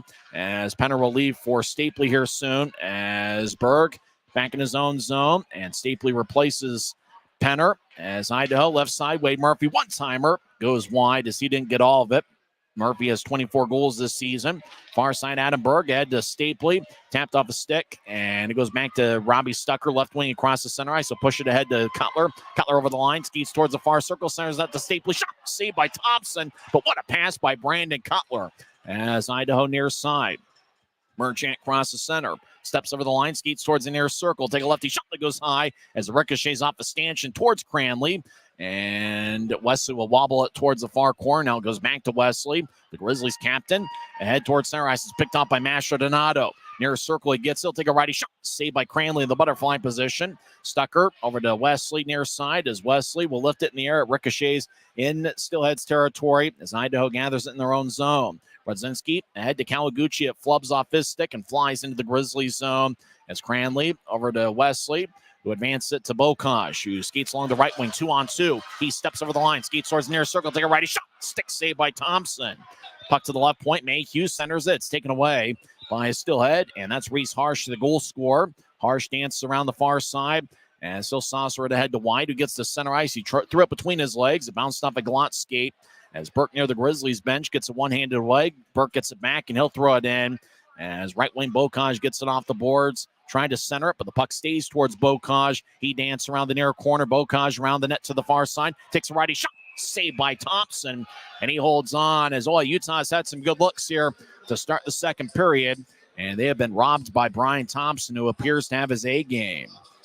Cutler had a really good pass to Stapley out in front. And Thompson robbed him there. And then Bokaj, once he skated around the net, he was pretty much wide open about 5 to 10 feet from the crease. And Thompson robbed him there as well. 17-19 left in the second. The Grizzlies are already up to 3 shots in the second period. Grizz have outshot the Steelheads 3-1. Bokaj was no more than 5 feet in front of the crease and just fired it onto Thompson's pads. And as Tim Broussard had mentioned during the intermission, Thompson's done an outstanding job controlling rebounds. He did so last Saturday in the Steelheads 10-1 victory over Tulsa, and he's done a great job controlling him here tonight. Idaho wins the draw. Canati left wing will lift it in. Cranley gloves it about chest high, and he holds on.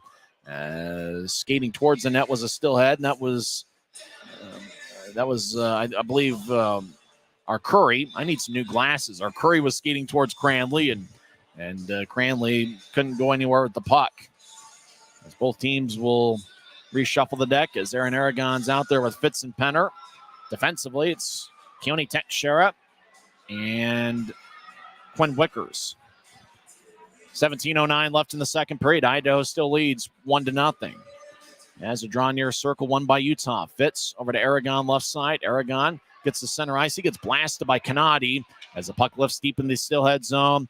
Penner rolls along the boards towards the left point. It's taken by Fitz. He fires a shot. Stick saved by Thompson. Puck ricochets off the end glass. Aragon over to Teixeira. Right side shot is blocked away as it went over Thompson's right shoulder. Aragon near side will pitch it off the boards. Teixeira skates towards the corner, loses the puck. Aragon delivers a hit on Murray as the puck goes from one corner to the other. Fitz throws it behind Idaho's net to Aragon as it tapped off a stick and moves towards the near side. Penner over to Aragon, right side shot, saved by Thompson. Rebound Penner, gets up top to Teixeira, right side, across to Dennison. Dennison centers it to Aragon, back up top to Teixeira. He shoots, it gets redirected and goes wide. As puck goes to the far point, Dennison gathers it. He'll fire towards the net wide. As Fitz far corner, gets up top to Dennison. Dennison across the Teixeira. He's in the right point. Teixeira dangles, takes a shot, gets redirected and goes wide. Utah centers it from behind the net, and Idaho picks it off. Niram crosses center ice, steps over the line. Both teams change up as Niram will step over the line, throw it to the far corner. He gets off the ice for a change. We're 4 minutes into the second period. Idaho leads 1-0. Dennison over to Penner at the Utah line. Across to Berg, who steps over the line with speed. Berg skates in front of the net, takes a shot, saved by Thompson as Berg lost his balance after firing towards the net. Center ice, it's taken by Idaho.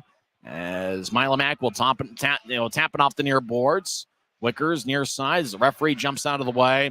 As Stapley ahead to Cutler, chases after it near side. As Stapley gets there Cutler gets there about the same time as Register.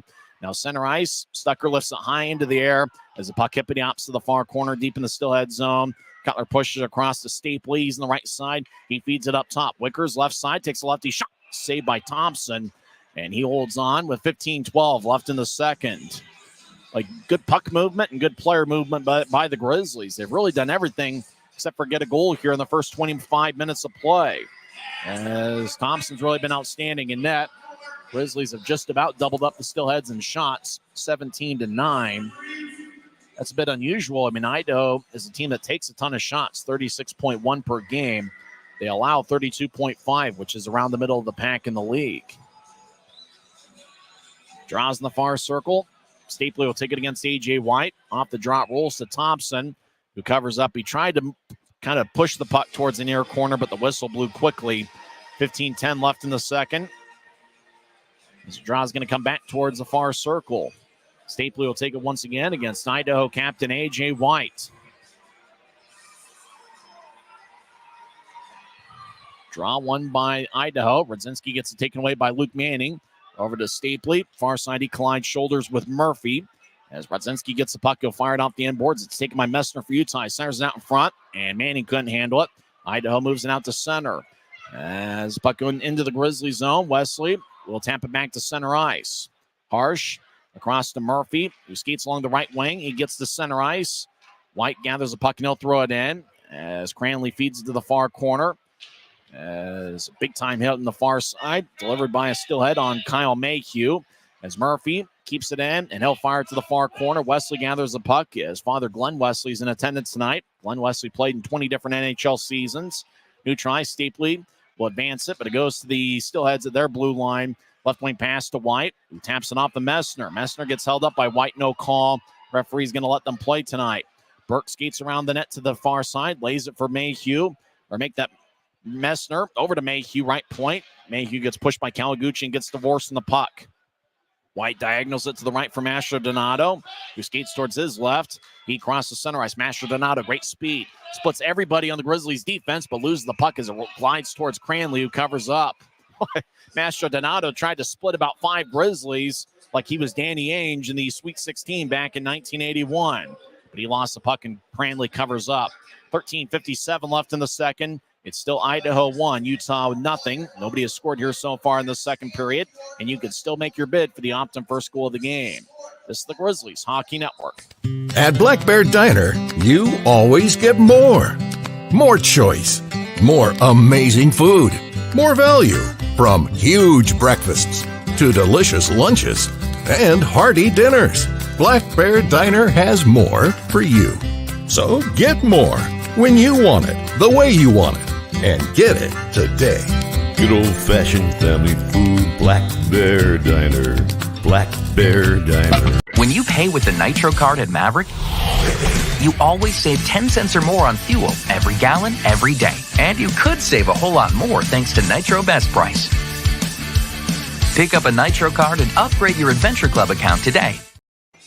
13 minutes and 57 seconds left in the second period. I'm Tyson Whiting here on the YouTube Flow Sports simulcast. Flow Sports has got the exclusive streaming rights of the ECHL, and obviously YouTube is essentially our radio broadcast. Draws game in the Grizzlies zone. Will Cranley has saved 9 of 10 so far. Idaho's Brian Thompson has saved all 17 he has seen. Grizzlies have Cole Gallant out there with Nathan Burke and Alex Bocage. The defensive pairing is Keone Teixeira and Liam Dennison. It's great to have Teixeira back in the Grizzlies lineup. He missed the last handful of games due to injury. Teixeira making his 41st appearance this year. He's got 1 goal and 11 assists. Do the draw over again. Gallant for the Grizzlies and Jade Miller for Idaho. As the second accidentally ran off the clock, they reset the clock to 13 minutes and 57 seconds. Draws over in the far circle. It's won by Idaho. Right side. Lefty shot is blocked by Burke. Regathered by the Steelheads. They center it out in front. The hot pass goes past Mastro Donato, and it glides towards the left point. Kawaguchi, lefty shot. Saved by Cranley as he snatched it out of the air about waist high. 13:46 left in the second. And Idaho's up to 11 shots on Will Cranley. This should be a really fun 3-game series. Don't forget both teams will be off tomorrow before the Friday night showdown at 7:10. Get your tickets to UtahGrizzlies.com. First intermission, Rapid City leads Allen 1-0. That's certainly an interesting one. Grizzlies fans are rooting for Rapid City this week. Draw won by the Steelheads. Masha Donato, left side, stops, fires towards the net. It goes wide as he was looking for a cutter out in front, and Nick Canati as Messner will ricochet off the far boards. Grizzlies have numbers. 3-on-1. Bocage down the middle to Teixeira. Back to Bocage. Shot saved by Thompson. Left side Messner. Shot saved by Thompson again. As Idaho gets it near corners. Canati dance around. He'll whip it around the far wing boards. Kawaguchi out to neutralize. Over to Murray down the middle. He'll drop it from Asher Donato. Now across to Kawaguchi. He'll take a lefty shot. He scores. It's now 2-0. Grizzlies had a 3-on-1. Couldn't connect on it. Idaho comes back with numbers. They got it to Kawaguchi, who's one of the best scorers in the league, and he scored as he got the puck on the right side, just moved towards his left to the middle, and he fired it stick side past Cranley. 13:11 left in the second period. It's the Steelheads 2 and the Grizzlies 0. Now, if you're a Grizzlies fan, you have to like the chances they're getting. They had a 3-on-1 there. Moved the puck around pretty well. They got the shot they wanted with Bocage in the left wing, but just couldn't find the back of the net as Thompson's been outstanding for Idaho so far. It's 2-0 Steelheads. They are now a plus 44 on the season in the second periods. Neutralize Penner over to Fitz, back to Penner. He's at center ice. He'll fire it onto Thompson, who keeps play alive as he shovels it to Kudla, who moves it back to McCallum. McCallum had a 5-point game against Utah on March 1st.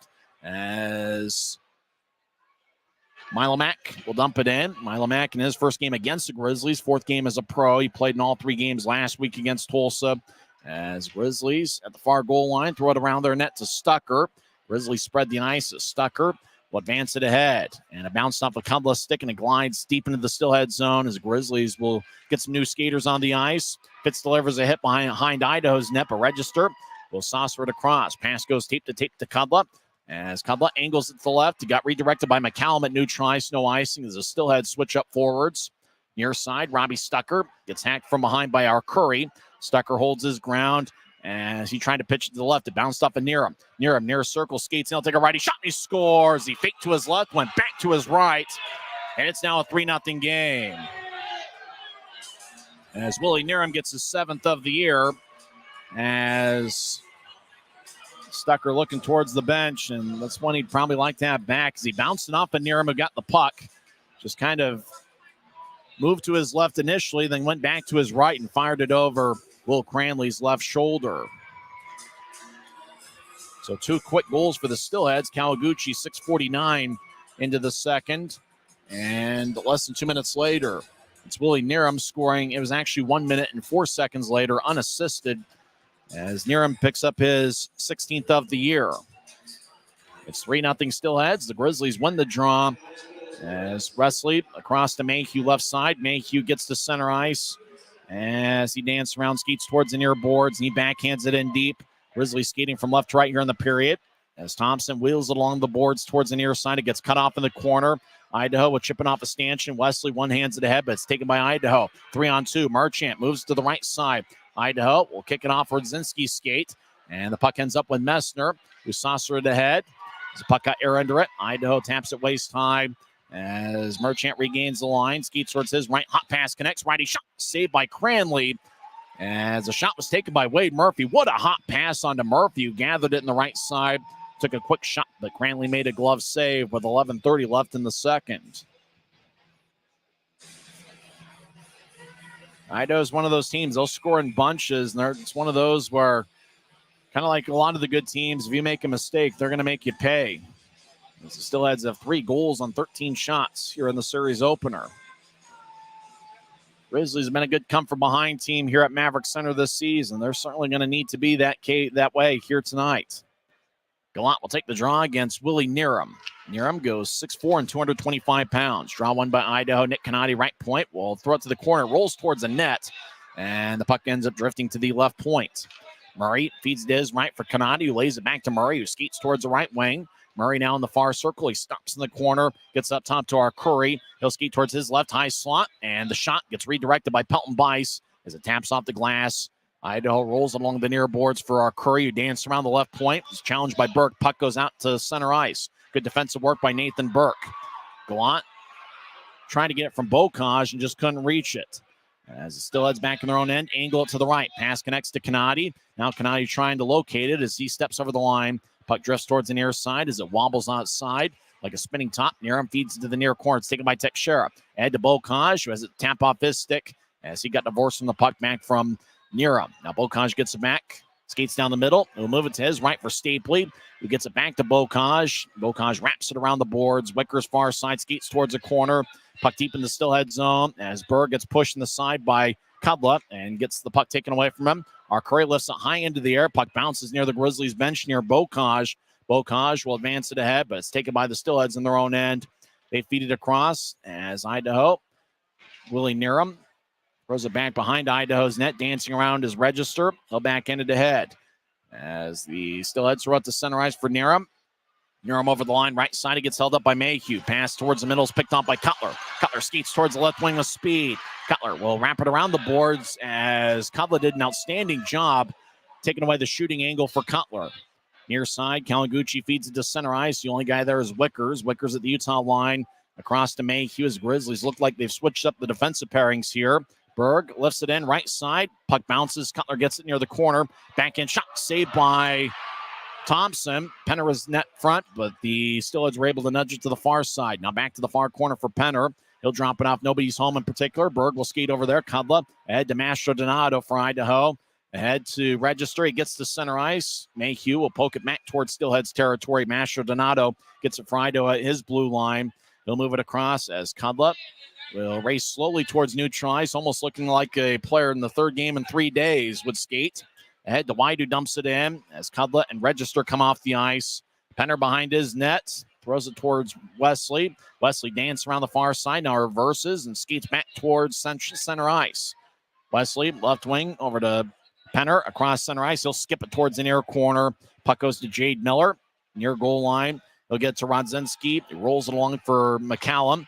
Now down the middle for Miller. It veers off to the right. He steps over the line, 1-on-3. He'll push it in as Teixeira gets it off the backboards and skates around the net with speed. Teixeira moves it to center ice for Aragon and tapped off of his stick.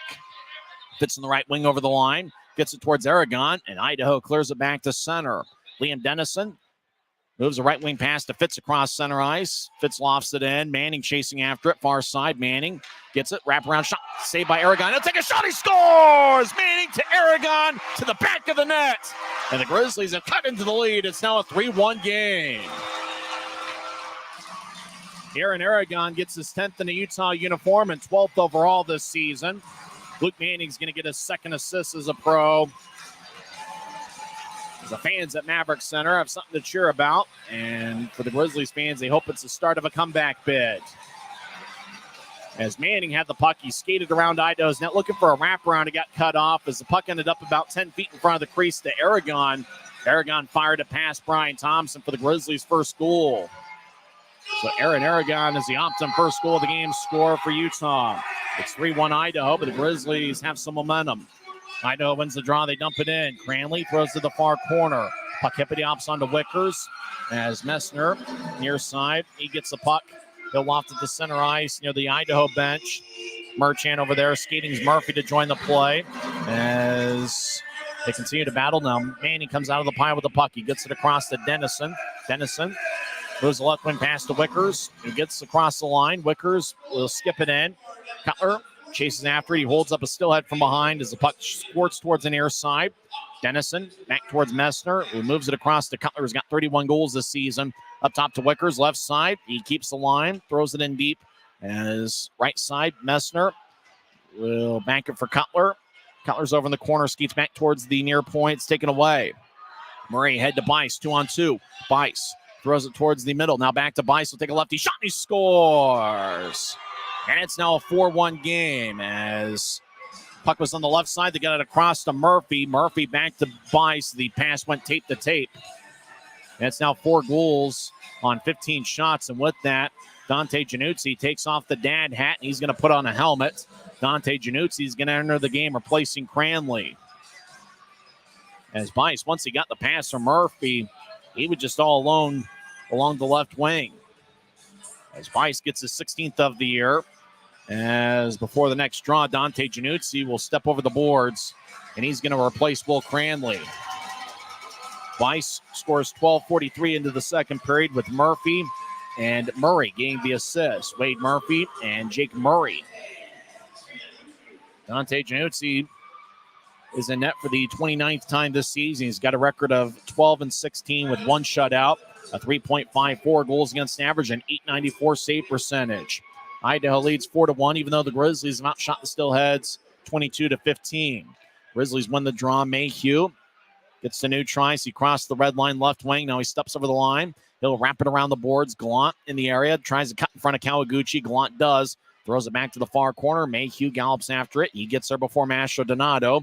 Mayhew fanned on trying to get it back up top. As the puck goes to Kawaguchi, he crosses center ice. Kawaguchi down the middle. Skates towards his left. Left circle, take a lefty shot. And it's blocked away by Januzzi, who might have gotten a stick in the way as the puck flies out of play with 6:45 left in the second. So Dante Januzzi now will have some time to stretch a little bit. He didn't really have that while getting on the ice. It looked like they were about ready for the face-off when he jumped over the boards. There's Januzzi, one of the more active and agile goaltenders in the league, listed at 6'1", 190 pounds. He's quick as a cat. First-year pro, who played the last 5 years in the WHL with the Portland Winterhawks. It's Idaho 4, Utah 1. Very balanced scoring attack for the Steelheads. Utah wins the draw. They skate from left to right as Wickers will tap it off a skate. Idaho scored 10 goals on Saturday, and they're off and running offensively here tonight.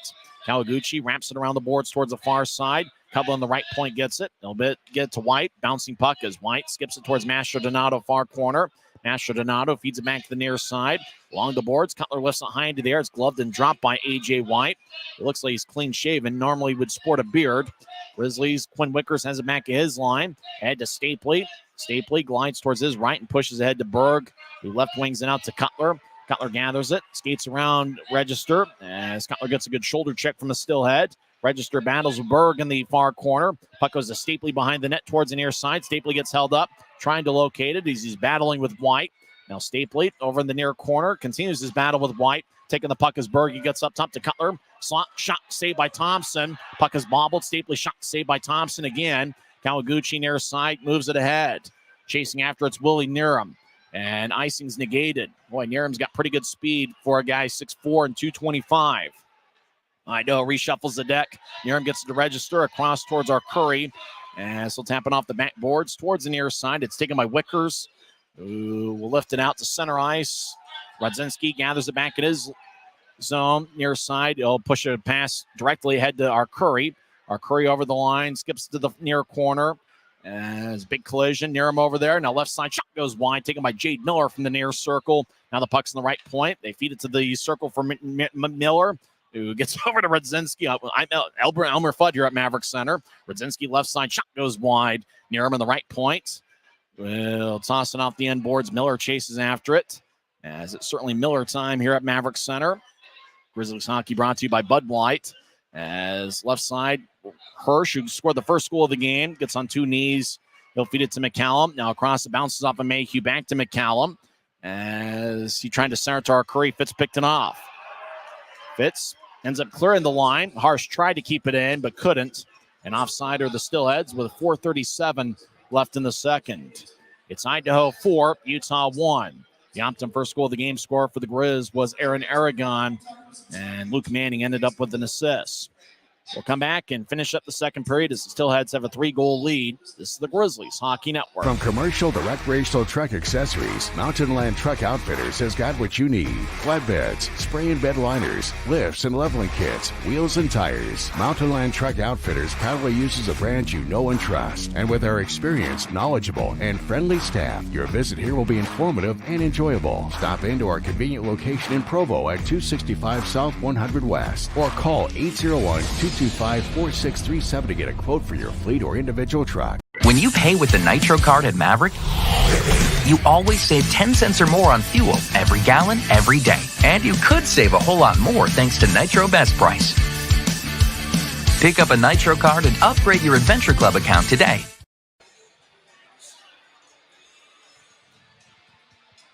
It's the Steelheads 4 and the Grizzlies 1. It's certainly been a balanced attack by Idaho tonight. They got a first period goal from Reese Harsh and second period goals from Jordan Kawaguchi, as well as Willie Niram and Ty Pelton-Bice. Draws at new tries after the Steelheads were called for offside. Grizzlies win it. Teixeira across to Dennison as he gets a new tries with good speed. He crosses center and he'll fly it in near corner. Puck bounces off the boards. Manning takes a shot, hits the side of the net, and it ricochets out of play off the protective netting. 4:23 left in the second. Draw is going to be in the Steelhead zone. Halfway through the contest over in Rapid City, and the Rush now have a 2-0 lead over the Allen Americans, which is certainly something Grizzlies fans want to see. Idaho got a first period goal from Mark Dwart and a second period goal from Will Rydell. Rydell, who is an outstanding defenseman. Grizzlies saw him last weekend. Grizzlies win the draw, right point. Teixeira's shot is blocked in the slot. Might have gotten a piece of Manning. Bice advanced it to center ice, and a hand pass is called as the puck lifted around both the Steelhead and Grizzly near the bench area. So the whistle blows. Draw is going to be at center ice. Kansas City gave up 2 goals in the third period, but it didn't matter as they hold on for a 3-2 victory over the Iowa Heartlanders. Here at Maverik Center, Idaho leads 4-1 late in the second period. Same two teams on Friday and Saturday nights at 7 o'clock. And then the Kansas City Mavericks will be in for a 3-game set next Wednesday, Friday, and Saturday, April 3rd, 5th, and 6th. Face off every night for the Grizzlies in the regular season. The rest of the way will be at 7:10. As Grizzlies have it along the near side as a 3-on-3 battle. Messner will poke it to Manning, who crosses center ice. Manning throws it in. He's got great quickness. He chases after it. Thompson behind his net feeds it to Kanadi, who moves ahead to McCallum. Now to Miller, who left wings it out for Milacek. Milacek centers it. Bouncing puck is gathered and shot by Murray wide. Murray over to Milacek, who gets pushed by Teixeira. Dennison skates over there. Milacek delivers a hit. Puck goes back to Utah. Manning will get to new tries right side. He stops, crosses center. He'll skate towards his left, and he'll bounce it off a Merchant. We haven't had a single penalty here tonight. We've been skating 5-on-5 this entire game. Wesley out to center ice, left wing. He steps over the line, throws it between the Steelhead. He gets around Register. Wesley back behind the net for Burke, who gets held up. He'll drop it for Bocage. He skates towards the far side. Bocage has a point in 3 straight games. He stops the left point. He'll feed it over to Gallant, who's as fast as anybody on the team. He goes down, no call. As Kanadi will bounce it off a Grizzly. Goes back over as Milomac moves a right wing pass. Steelheads over the line as Merchant feeds up. Now they're trying to get back down the middle. Lefty shot and a score. And it's now 5-1 as Will Merchant got a centering pass out in front from behind the net. He gets his 7th of the year. And the Steelheads have scored 3 unanswered here in the second. 5 goals on 16 shots. And Idaho, who scored 10 goals. That was a tough one for Merchant to gather as the puck kind of skipped towards him off the stick, and Merchant was able to put it away for his 7th of the year. So it's all Steelheads here in the second. They led 2-0 and then have scored 3 unanswered. Merchant with the goal. The assists go to Ty Pelton-Bice and Wade Murphy. Murphy and Bice have been Idaho's bread and butter this whole season. They were pretty much their bread and butter last year as well. Action deep in the Grizzlies zone, far side, right point. Righty shot goes wide. That one was taken by Mastro Donato, number 8. As puck lifts to center ice, Stapley gathers it, but Cudla one-hands it back into the Grizzlies zone. Wickers ahead, it tapped off a stick. As Idaho crossing center ice, Cudla down the middle over the line, feeds to his right. Gathered by Mastro Donato, dangles in the right point. Now he feeds it back to the far circle. Idaho skates towards the middle. Utah pokes it back to Registers in the left point. Register rolls it off the end boards. Mastro Donato skates towards the far side, cut off by Wesley, who gathers the puck. He'll bank it off the boards. Goes to center ice. Cutler gathers it. He skates down the middle. Now he veers off to the right. He stops in the right point, waits for everybody else to enter the zone. Now he fires towards the net, and it's sticked away by Thompson in the butterfly position. Stapley around the net towards the left point. Cut off by Teixeira, who dangles. Now he feeds it to the far corner. Register tried to one-hand it away, but missed it. As the Steelheads move it to Mastro Donato near side. They'll get it to his right for Kawaguchi, who pushes across the Register.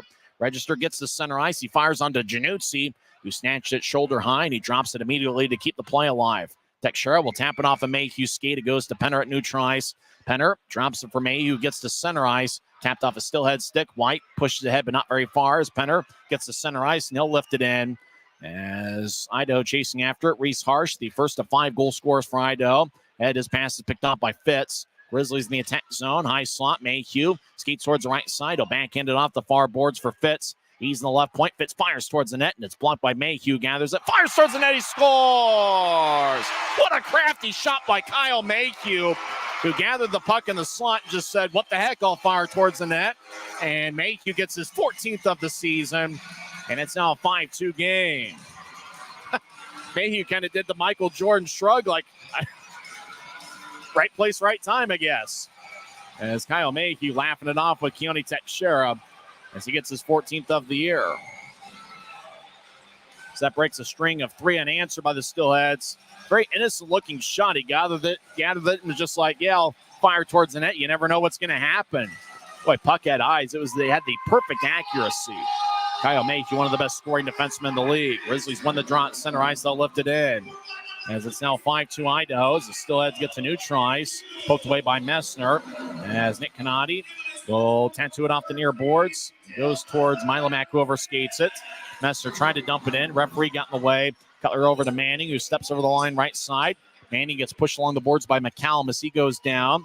As Cutler over there gets the puck. He battles with McCallum with the puck. McCallum throws it towards the end boards. Messner has it go off of him. As it skips towards the far wing, Milomac will backhand it ahead. As it goes to Wesley, who pushes towards his right. Manning flies it in as he got blasted by Jade Miller along the near boards. As Canati gets to the far side, 20 seconds left in the period. Idaho across the center ice. Murray left wings it out towards McCallum, who backhands it in deep. Steelheads make their final line change of the second period. Januzzi loses track of it. Manning kicks it back towards the end boards. 6 seconds left. Kawaguchi with a one-timer that goes wide from the near circle. Register fires towards the net. It's blocked by Cutler. And that will do it for 40 minutes here at Maverik Center. Oddly enough, the horn sounded when there was about 2 seconds left in the second period, as both teams will head to their respective locker rooms. Grizzlies got second period goals from Aaron Aragon and Kyle Mayhew, but it was just too much Idaho, as they now have goals from 5 different players, and they lead 5-2. It was a 1-0 Grizzlies lead, or Steelheads lead after 1. You know, we had mentioned Idaho and their dominance in the second period. They outscored the Grizzlies 4-2 in the second frame. We'll come back and statistically recap the first 2 periods. We'll also talk with Tim Broussard to get his thoughts on things. So Steelheads have 5 goals on 17 shots. Grizzlies have 2 goals on 27 shots here tonight. The score after 2 periods is Idaho 5, Utah 2. This is the Grizzlies Hockey Network. This isn't just copper. It's our job. It's food on our family's tables. Without it, we couldn't stay in touch. It's what keeps our homes warm and our lights on. It's the power behind the team and a greener, brighter future. This isn't just copper. It's a proud Utah and a strong America. Why is Jerry Seiner the #1 Kia store in the Salt Lake region? Selection. We've got over 350 new Kias to choose from. Savings. Shop over 30 new Kia Seltos models and save up to $2,000 off when you buy. Jerry Seiner has been the area's most trusted automotive source for over 40 years. Little wonder then how we've made thousands of friends to last a lifetime. Jerry Seiner Kia, South Jordan. Maverik's new bean-to-cup machines always deliver a freshly ground cup of coffee on demand, so you can enjoy any of our premium roasts at their best, day or night, hot or iced. Enjoy a fresh cup. At Black Bear Diner, you always get more. More choice. More amazing food. More value. So get more. And get it today. Black Bear Diner. Welcome back to Utah Grizzlies hockey. It's Idaho 5, Utah 2. Interestingly enough, Idaho, according to the off-ice officials, had 5 scoring chances in the second period, and they scored on 4 of them. That's really what the Steelheads have done all season long, and really that's what they've done over the last 2 seasons. Last year and this one, they've gotten the opportunities, and they've capitalized on them. And I think that's why they've got one of the best records in the league. It's really not that they've had a ton of chances. It's just that they've found a way to bury theirs. Grizzlies, time and time again, have really had good chances. They've had odd man breaks. They've had really good passes. They've gotten the kind of looks that they've wanted. Grizzlies, in terms of scoring chances, have 12 to Idaho's 8. That's the Steelheads have a 5-2 lead. Well, let's start from the very beginning. If you joined us late, Reese Harsh gave the Steelheads a 1-0 lead, 12:35 in. Jordan Kawaguchi and A.J. White picked up the assists. Idaho had a 1-0 lead after one period. They even though Utah outshot Idaho 11-7 in the first period. There wasn't any scoring. There hasn't been any power plays through 2 periods, which is certainly odd. And I think both teams would kind of like to get some power plays, considering that both have had a lot of success against the other on the power play this season, head-to-head. Jordan Kawaguchi made it a 2-0 Idaho lead. He scored 6:49 into the second with Keaton Mastro-Donato and Jake Murray gained the assists. Willie Nerum scored unassisted, 7:53 in, as he scored from the left wing. As he picked up his 16th of the year, it was unassisted, 7:53 in. Grizzlies got on the board 11:44 into the second period as Aaron Aragon got his 12th of the year. The play was really made by Luke Manning, who skated around Idaho's net towards the near side and just kind of missed on a wraparound. The puck just ended up gliding about 5 to 10 feet in front of the crease. Aragon got it and fired it stick side past Thompson for Utah's first goal. It's interesting. We had mentioned that forward line of Aragon, Fitz, and Penner, playing well in the first period. Aragon was paired up with a couple different forwards in that particular case. Manning was in there instead of Penner. But nevertheless, it was Aragon, Fitz, and Manning, the 3 forwards that led to Utah's first goal, as Aragon scored his 12th of the year and 10th in a Utah uniform, 11:44 in, with Luke Manning and Dylan Fitz getting the assists. Idaho quickly responded. We always talk about it's not necessarily the goal that gets scored, but what happens the next minute after a goal gets scored. Feels like somebody's going to find the back of the net. And in terms of momentum, Idaho got it back as Ty Pelton-Bice got a 16th of the year with Murray and Murphy getting the assists. Idaho had an odd man break. They had the puck, had numbers on the left side. They got it across to Murphy, who fed it back across to a wide open Bice. The passing was crisp on that particular play, and really it's been crisp by Idaho through the first 2 periods. Bice got it and scored from the left wing, 12:43 in, and with that, Ryan Kanaswich made a goaltender change. Will Cranley saved 10 of 14, and he was replaced by Dante Januzzi, who saved 1 of 2. Later in the second, it was Will Merchant getting his 7th of the year with Murphy and Bice getting the assists. Grizzlies got back on the board, 18:57 in, as Kyle Mayhew just fired a hope and a prayer from the left wing, and the puck had perfect accuracy. It was just one of those that just kind of glided past Brian Thompson, who didn't even see it coming. Mayhew got his 14th of the year with Fitz getting the assists. The greatest race in the history of mankind, the Coca-Cola can race, as Coca-Cola is off to a fast start. Fanta's in second. Sprite racing towards Fanta. Diet Coke's in last. Coca-Cola skates around the net on the left side. Fanta takes a spill. Coca-Cola dances around. He crashes towards the near boards. Now he races towards the finish line. We got a blowout in the Coca-Cola can race as Coke gets towards the finish line. Grisby cuts him off, but Coca-Cola crosses the finish line. Sprite finishes in second as Fanta took another spill. And Fanta appears to finish in third. Diet Coke making a late race at the end for third, but I think Fanta held on to third place. So just like that, Coca-Cola gets the victory in the Coca-Cola can race. And that is the greatest invention that mankind has ever created. Now Coca-Cola picks up its second victory. So now the standings are Coca-Cola, Diet Coke, and Fanta. They each have 2 victories, and Sprite has 1 win in the Coca-Cola can race. So it's 5-2 Steelheads. Was mentioned the Grizzlies have had their chances, and they've outshot the Steelheads 26-16. Aaron Aragon leads the Grizzlies with 5 shots. Brandon Cutler has 4. Bocage and Stapley have 3 shots. 2 shots each for Manning, Messner, Wickers, and Fitz. And then a few other Grizzlies with 1 shot. It's been a very balanced attack for Idaho. Ty Pelton-Bice, Jordan Kawaguchi. Those 2 skaters each have 1 goal and 1 assist. Wade Murphy and Jake Murray each have 2 assists. Idaho also has goals from Reese Harsh, Will Merchant, and Willie Niram. There isn't a single Steelhead that's taken more than 2 shots on the night.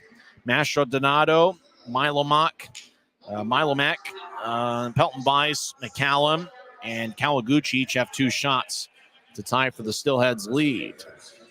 It's Idaho 5, Utah 2.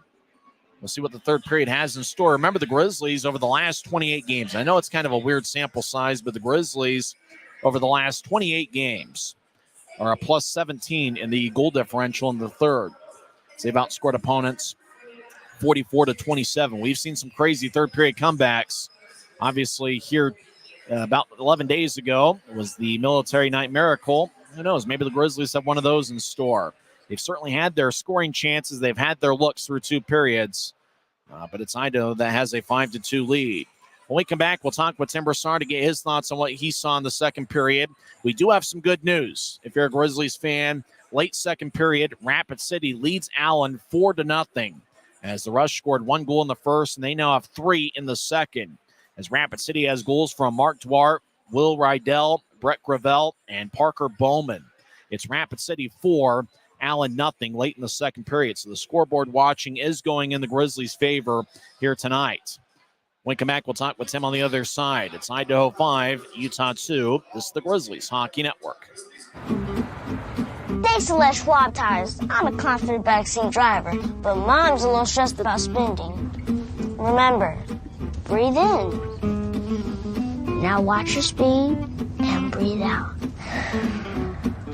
Good.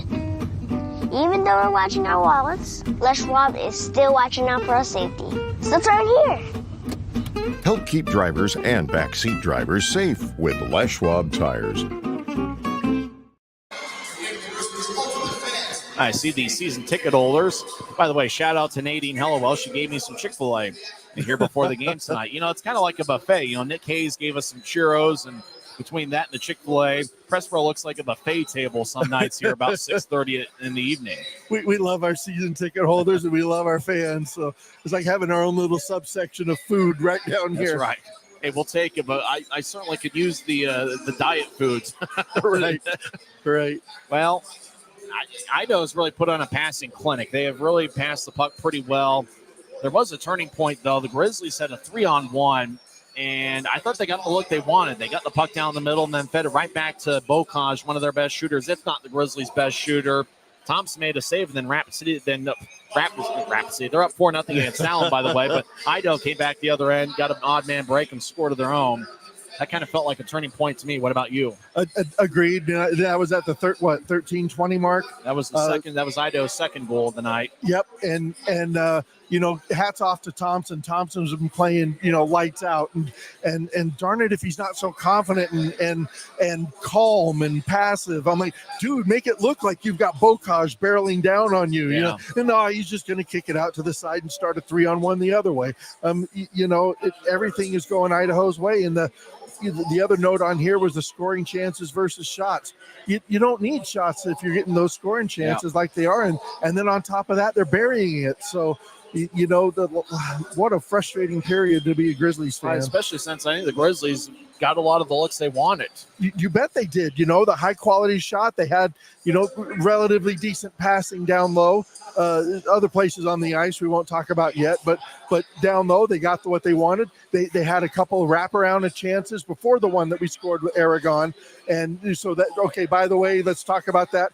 That's a Coach Kanasowicz special. That's a scoring eye who's noticing that and having the goalie pull over and then having a winger come in on the backside for a rebound. That's something you get from a coach like Kanasowicz, and that's a design play. But either way, we're getting those opportunities. We just couldn't get them by Thompson. Yeah. And I think it's only fitting that Aragon was the one to get that first goal. Obviously, the former Steelhead, he was pretty good in 4 games with Idaho before they let him go. He leads Utah with 5 shots, and he might be one of the Grizzlies' best players out there tonight. Well, we were wondering why he was released, and at the time, the only thing we could come up with is the scoring depth that Idaho had. Oh, yeah, by the way, we're also seeing that on display this weekend, this week. So, good for us, the Aragon's here, and I like the spark plug that he provides, both physical and what he can provide as scoring, as we've seen, and being able to read on the play. We just need more of it. So he was able to solve Thompson. Maybe he can do it a couple more times here in the third. Mayhew's been one of the best scoring defensemen in the league, and he got the puck there, and he just kind of a wing and a prayer, and I don't even think he kind of meant it, but he had the perfect accuracy. Well, he also had the opportunity of having that screen in front, and Thompson. And if you want to know how to tell a goalie is screened or not, they go into the scarecrow mode, and they're like, okay, I can't see it, I don't know what's happening, so I'm going to just cover space. And he had just gone into that when that shot came in by Mayhew, that he just like the heck with it, I'm just going to sling it out there. And sure enough, it found top shelf. One of the things about Idaho year in and year out, it's just they've got a lot of depth. It's not just one line. It's everybody for them that's contributing offensively. And back to the same pictures of last time with, Everett Sheen sitting on the bench. Do I play my ace or do I play my ace? I don't know which ace to play. And then once again, Ryan Kanasowicz, you're looking up and down his bench like, guys, we got to clean up the turnovers. Granted, that was more so for the first period. We did a much better job in the second. Not perfect, but a much better job in the second of protecting the puck. In terms of giveaways, Idaho had 8 in the second period. They're up to 12 for the contest. Grizzlies 11 giveaways. Kind of hasn't been as clean of a game, but I think that both teams are doing a good job putting pressure and kind of forcing those turnovers. It was frustrating. I was excited to see how well Berg was doing, and he comes right out in the second period and immediately gives it up away. Yeah. Like, oh, darn the luck, But it's that pressure, it's that forecheck that Idaho is committed to as a team. Those offensive wingers are in, and then they're going to beat feet to get all the way back on the other side, to force a back check. These guys are really, really active. This is what we've seen with Idaho most all the season, is this type and style of play, that constant pressure to force you into making a bad decision. It almost seems like in order to change momentum, and we saw it in the Military Night Miracle, a couple power plays really gave the Grizzlies that momentum switch. We haven't seen a single power play here tonight, and I think we've seen a bit of a trend, because it's not necessarily the first time we've seen it. Officials are really going to let them play, and we've seen quite a few games where both teams either had one power play. I mean, we've even seen some games where there was a team that didn't have a single power play for the entire game, and right now, nobody's got a power play here tonight, and it's kind of interesting because that could end up being a momentum swing one way or another, and we just haven't seen that. Right. So Hunter Mottinger, our ref tonight, he hasn't had a lot to decide to call on. Calls he has had to make. The first period, I disagreed with a few calls on interference and some of the late physical hits that we were getting from Idaho. The only one I had an issue with was over here in the later part of the second period, where I'm trying to think, it might have been Berg again, who took a hit late, and it could have been a trip. But overall, the Grizzlies haven't forced the issue with so much pressure that Idaho has had to take a hooking or a slashing or holding or interference. He hasn't had to make that decision. And honestly, that just comes from grit and effort that the Grizzlies are going to have to exert in the third period. The Grizzlies had 16 shots in the second period. They've been pretty aggressive. In order for them to get back in this game, do they have to kind of wrap up the aggressiveness even that much more? Maybe leaving something on the back end, knowing that you got to find a way to get some goals in the third? Right. So, this is when Kanasiewicz's experience is going to be able to be leveraged. And it looks like Thompson, if it's a single shot, he's going to stop it and control the rebound. It's going to have to be something like generated off of behind the back or around the net and some type of a left to right where you're putting him in that decision fatigue of I don't know which way to go, one way or the other. You're going to have to keep it constant there with a lot of offensive zone pressure. You might have to cheat in your defenseman to keep that pressure in, knowing that, okay, if you lose, 6-2, well, it's the same, but at least you gave yourself a chance at potentially scoring one or two more goals by keeping that offensive pressure on. If the Grizzlies are going to make a comeback attempt, how many shots do you think they're going to need this third period? Given Thompson, I don't know, 30. No, they had 28 shots the third period last Saturday. Right. So I'm thinking realistically somewhere about 17 to 20. They're going and more importantly, they've got to generate quality opportunities. So it's the scoring chances. They're going to need 7 to 10, maybe even 12 high quality scoring chances in order to come back on this game. And they're going to have to start doing it early. They can't wait till midway through the period to decide to kick it up a notch. They got to come out fighting right at the face-off. Thanks for the time. We'll talk to you during the post-game report. Thanks, Tyson. That's Timber Star. When we come back, we'll have third period action. Idaho leads Utah 5-2. This has been the Rio Tinto Kennecott intermission report on the Utah Grizzlies Hockey Network. Thanks to Les Schwab Tires, I'm a confident backseat driver, but Mom's a little stressed about spending. Remember, breathe in. Now watch your speed and breathe out. Good. Even though we're watching our wallets, Les Schwab is still watching out for our safety. So turn here.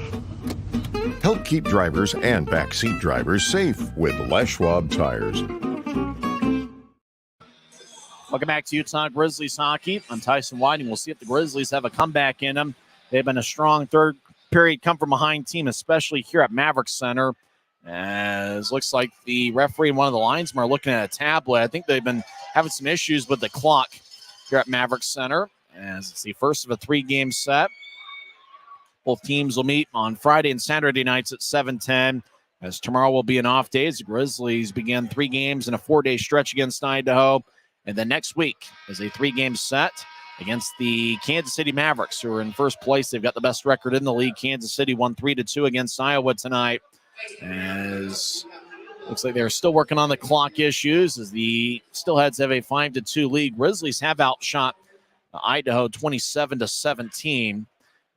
Aaron Aragon's really been outstanding for the Grizzlies. He is a +2 as he has 1 goal and leads Utah with 5 shots. Brandon Cutler also has 5 shots, which means he's up to 249 on the season. Idaho has 1 goal and 1 assist from Ty Pelton-Bice and Jordan Kawaguchi. Wade Murphy and Jake Murray each have 2 assists. The Steelheads also have goals from Reese Harsh, Will Merchant, and Willie Nerum. So working on the clock as it's stuck at 0 on the time. We mentioned the 6-game homestand that starts tonight. The Grizzlies will end the 2023-24 regular season with a 2-game series at Idaho Central Arena on April 12th and 13th. Grizzlies will start the third period with Aaron Aragon, Tyler Penner, and Dylan Fitz. The defensive pairing is going to be Robbie Stucker and Quinn Wickers. Idaho will start the 3 Musketeers, Jade Miller, Lyndon McCallum, and Connor Milamak. And the defensive pairing is Jake Murray and Nick Canadi as they continue to work on the clock issues here at Maverik Center, as they must have a tough time getting it to 20 minutes. Roger Orn, the head off-ice official, might be telling the officials that they're going to keep the clock. That he's going to have a stopwatch or something. They're going to keep the clock on the ice, even if it's not necessarily going to be on the scoreboard. As both teams kind of stretch things out, Brian Thompson's been solid in net for Idaho, saving 25 of 27. Dante Januzzi replaced Will Cranley, and he saved 2 of 3 to end the second period. Now Jared Youngman, vice president of the Grizzlies, will walk down there and see what's going on as the clock issues mean a few people are going to be heading back to the concession stands to grab an extra beverage or two. There's a kid that's chugging a bottle of water tonight. Well, during the intermission, we saw some more adult beverages getting chugged, and he has chugged a bottle of water successfully. As Roger Orrin having a conversation with Jared Youngman. Some good news for the Grizzlies. Rapid City, after 2 periods, leads Allen 4-0, and that's certainly big. The Grizzlies right now are in 4th place in the Mountain Division. The Grizzlies have 61 standings points and a record of 29, 32, and 3. Tulsa is off tonight. Tulsa is in 3rd place with 63 standings points, 2 ahead of Utah. Allen is in 5th place. They've got 57 standings points. The Americans do have 2 games in hand, as it's the 65th game for the Grizzlies. And for Allen, it's game 63. As after 2 periods, Rapid City leads Allen 4-0. As now both teams are just kind of hanging around their bench area, working on the clock issues as Christian Horn and Ryan Knaswich talk things over. Ryan Knaswich has his arms folded, talking with Christian Horn, who's sporting quite a bit of facial hair. As both teams just kind of waiting things out. As now they're counting down on the clock. And I think they're hoping that once they count down to 0, that the clock will reset to 20 minutes. As the horn sounds, that means nothing. Hopefully we'll get 20 minutes on the clock and we'll get back to hockey. As another fan chugs a beer on the video board. And hey, wait, why not? When you get big delays like this, that's exactly what you need to do. Just start chugging away. So it's the Steelheads 5 and the Grizzlies 2. I guess since we had got some time and looked like the referee might just say we'll play on, and they'll keep the clock at the scores table. And I imagine every now and then Chris Hagan will announce how much time is left in the period.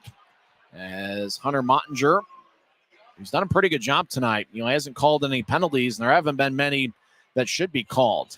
As now they got 20 minutes on the Maverik Center scoreboard clock. It looks like we'll start action here in the 3rd period. We're working at a pretty good pace, and I probably jinxed this during one of the intermissions saying, hey, we're moving along pretty well. Now we're at a screeching halt. As Hunter Mottinger now talking with Steelheads head coach Everett Sheen, who was the league's coach of the year last year. And now it looks like we'll have some hockey. Grizzlies will skate from right to left to start the 3rd period. Idaho will be skating from our left to our right as we see it from high atop section 114. In your mind's eye, see it on YouTube. Tyler Penner will take the draw against Idaho's Jade Miller. It's his 2nd season with Idaho. 2 years ago, he played in all 72 games with the South Carolina Stingrays. It looks like Adam Johnson's now under the table. Maybe it's possible somebody kicked the cord open. As they've got 20 minutes on the clock, but everybody continues to stand around. Aaron Aragon will skate towards the scores table a little bit. He looks up towards the heavens. Aragon's probably been the Grizzlies' best forward here tonight. 5 shots on goal. He scored the Optum first goal of the game. And now it looks like we'll have some action as Jared Youngman will come out of the scores table. And it looks like we'll have some hockey. Just waiting for the referee to get some assurance from the scores table. As the linesman says, can I drop the puck? The linesman now skates towards the scores table and says, are we ready to go? He puts a thumbs up. Andrew Collins, the linesman. And now we'll start action. As the puck is dropped and we've begun play, the clock is moving as Quinn Wickers gets it after Utah won the draw. Grizz skating from right to left. Across to Stucker. He'll get it to Fitz right side. Fitz got a stick lifted by Jade Miller, no icing. Penner will drift it back towards behind Idaho's net as it's cut off going towards the far corner.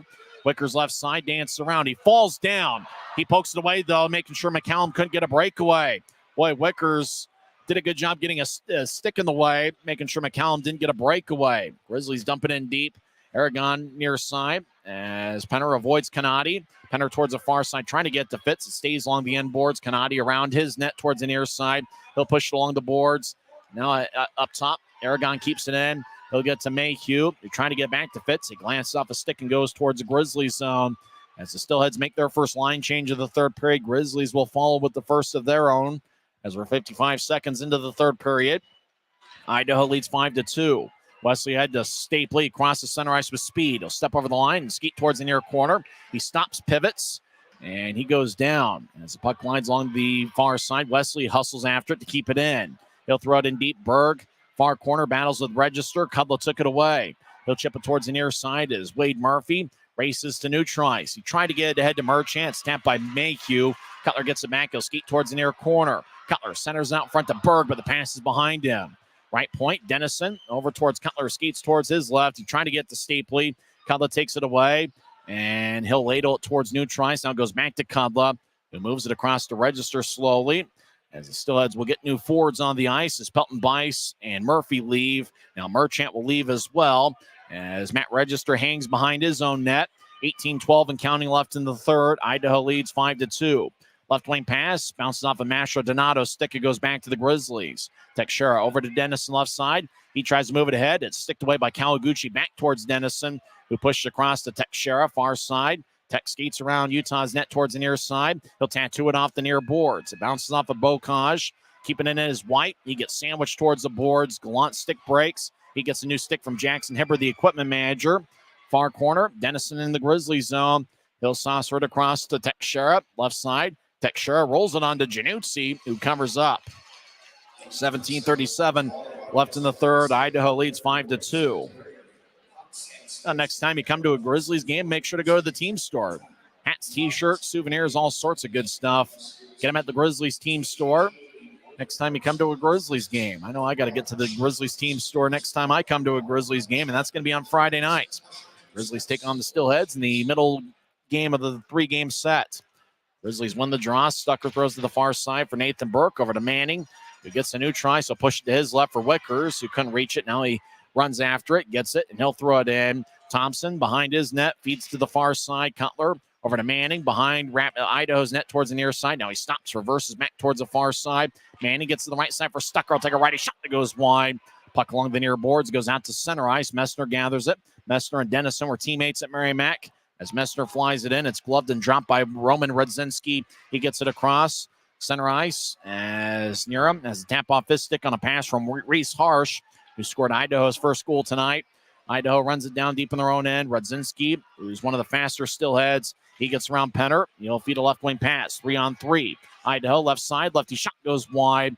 That one was taken by Francisco Arcuri, who's got 20 goals this season. Left wing, Fitzke towards the near circle, take a righty shot that goes wide.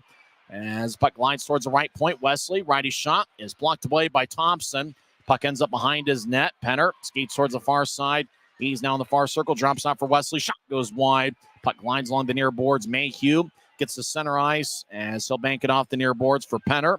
As Penner wraps it around, Thompson cuts it off behind his net. He'll feed it to the far side. Now he gets to Niram, who tattoos it off the far boards. It goes out to center ice where it's gathered by Wesley. Skates back into the Grizzly zone. Now he outlets it to Penner. Left wing pass to Fitz connects. He'll dump it in. Fitz, Aragon, and Penner all leave the ice. Stapley, Berg, and Cutler replace them. Niram gets to center ice. He'll throw it in. Januzzi gets to Mayhew. Dance around the near corner. As Mayhew pivots, now he skates neutral ice. He'll push it right for Wesley across the center ice. Now he steps over the line with ease. He'll skate towards the far circle. Righty shot is blocked away by a stick, and it goes out of play as it was blocked by Matt Register's long stick with 15:46 left in the third. Draws give me the Steelheads fit zone as Grizzlies fans take up a Let's Go Grizzlies chant. Nobody has scored here so far in the third period. Idaho has 1 goal and 1 assist from Ty Pelton Bice and Jordan Kawaguchi. Grizzlies got second period goals from Aaron Aragon and Kyle Mayhew. Draw one by the Grizz. Teixeira over to Dennison left point. He'll throw it to the near corner as Stapley gets held up by Arcuri. As Berg trying to get to Cutler, pass goes wide to the right point. Teixeira lefty shot saved by Thompson. Boy, that was a blast on a one-timer from Teixeira as Thompson gathered it in the breadbasket and holds on with 15:33 left in the third. Grizzlies will keep that same 5-man unit on the ice. Cutler's got a point in 6 straight games. He's out there with Stapley and Berg. Berg really was a key addition for the Grizzlies about a month into the season, acquiring him from the Cincinnati Cyclones.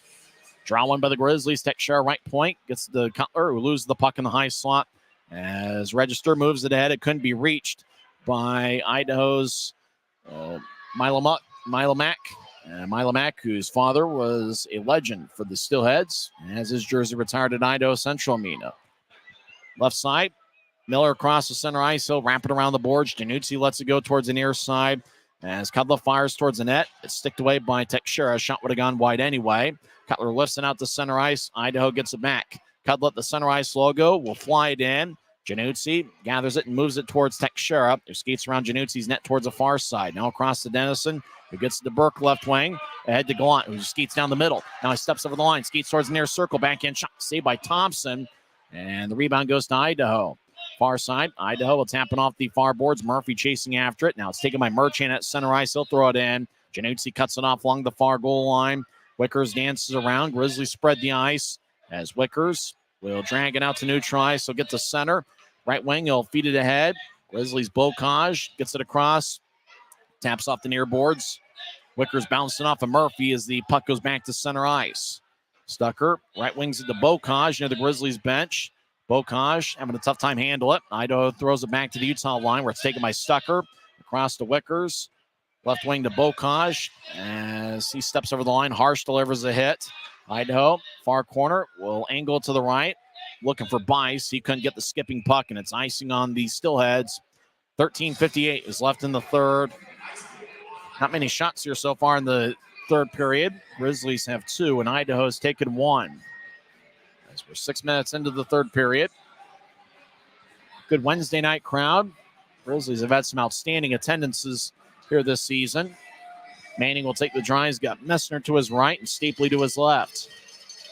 Draw one by the Grizz. Stapley lays it for his college teammate Mayhew. Mayhew near goal line. Centers to Messner. Shot goods blocked away before it got to Thompson as it was blocked by Radzinski. Stapley trying to center to Mayhew. It's poked away by Idaho as the Steelheads dance around the far corner of their own zone. They skate from left to right. Now they slow it down and stop behind Thompson's net as the Steelheads spread the ice. Time is on their side as Idaho has the 3-goal lead with 13.5 minutes left in the third. It's the Steelheads 5 and the Grizzlies 2.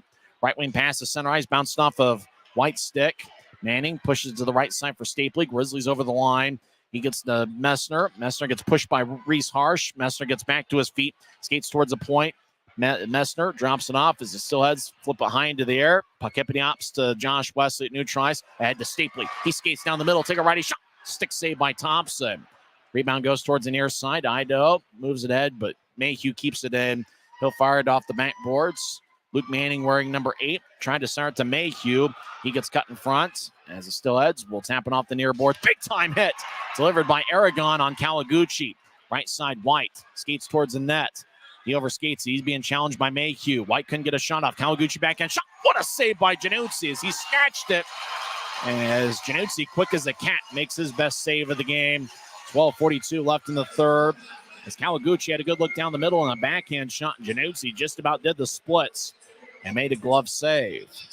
Nobody has scored here so far in the third period. It's still Idaho 5, Utah 2 with 12:42 left in the third period.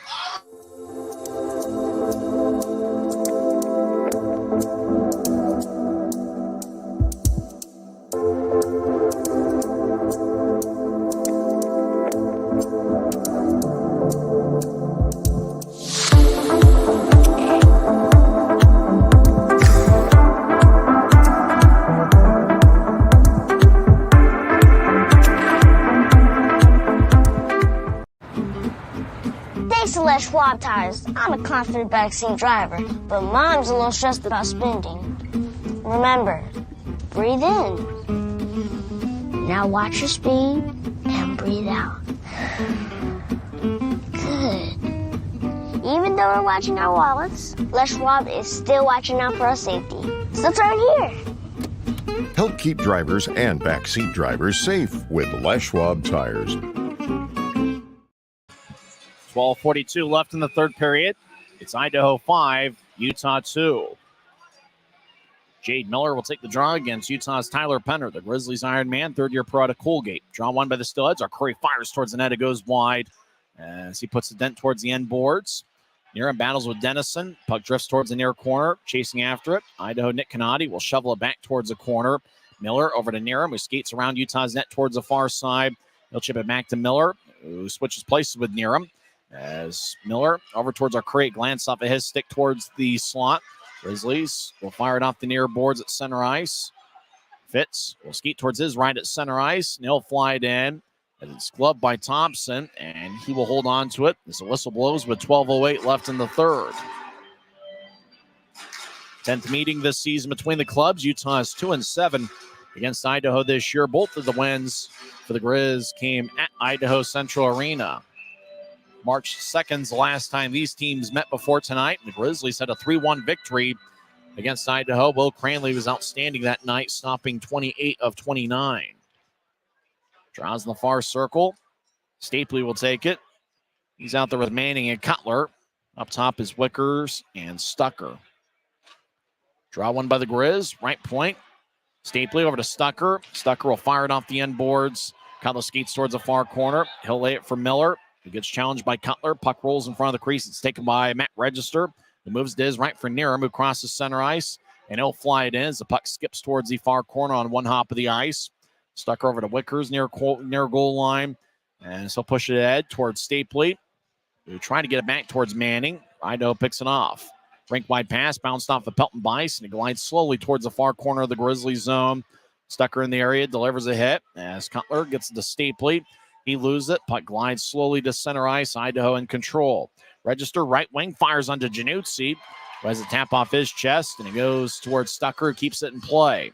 We haven't had a single penalty called in this game, as we got 11:18 left in the third. Manning pushed out to center ice. Harsh across to Rudzinski as Idaho in Grizzlies territory. Neutral ice will dump it in. Stucker back behind Utah's net. They'll push it to the near corner. Luke Manning gathers it. Manning gets hit by a Steelhead, and that's Milomack, who's already got 2 fighting majors. Idaho dumps it in. Grizzlies wanted icing, but none to be had. Both teams will switch up skaters. Less than 11 minutes left in regulation. Idaho still leads 5-2.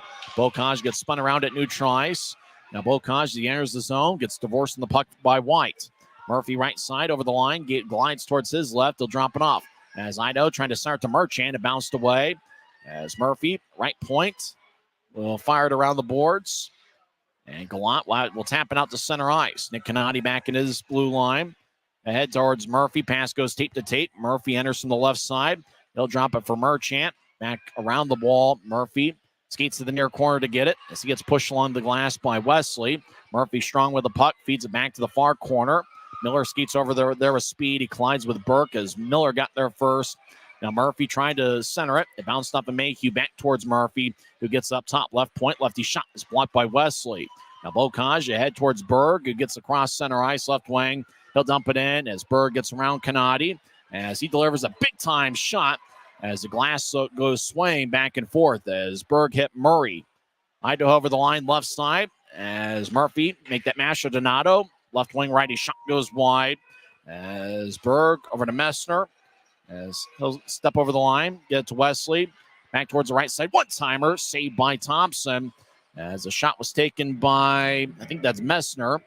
Who had a pretty good look. It's not Messner. It was Manning looking for his first pro goal. Had plenty on the one-timer, but Thompson makes a glove save. 9:32 left in the third. Grizzlies will have Fitz, Penner, and Aragon on the ice. That's probably been Utah's best forward line here tonight. Those three have developed some pretty good chemistry over the games. As Penner will take the drum. Really, that forward line's been kind of held together for about the last 2 months consistently. Idaho wins the draw. They clear it out. Dennison ahead to Fitz. Tapped off his stick. It goes deep into the Steelhead zone. Cudlup around his net towards the far side. Gets hit by Aragon. As now Register skates over there. Gets ahead towards Kawaguchi. Wasn't looking. Fitz fires it across. Dennison tries to one hand to keep it in, but fanned on it. Masher Donato out to center ice. Puck is gathered by Bice. Bice fires to Kawaguchi, who couldn't accept it. Aragon crossing center ice. He'll lift it in. It bounced off of Register into the Steelheads bench. As 8:57 left in the third, it's still 5-2 Steelheads.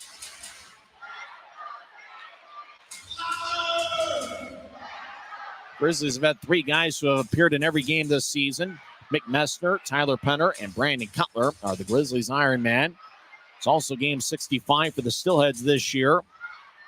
Matt Register has appeared in every regular season game, and A.J. White has appeared in all but one. Register, the only Steelhead to appear in every game this season. That's impressive considering he's played in over 800 pro games. He's been a workhorse and a possible future Hall of Famer in this league.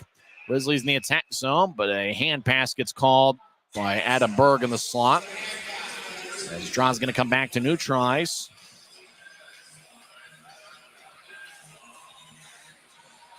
Adam Burke talking things over with the Stapling Company.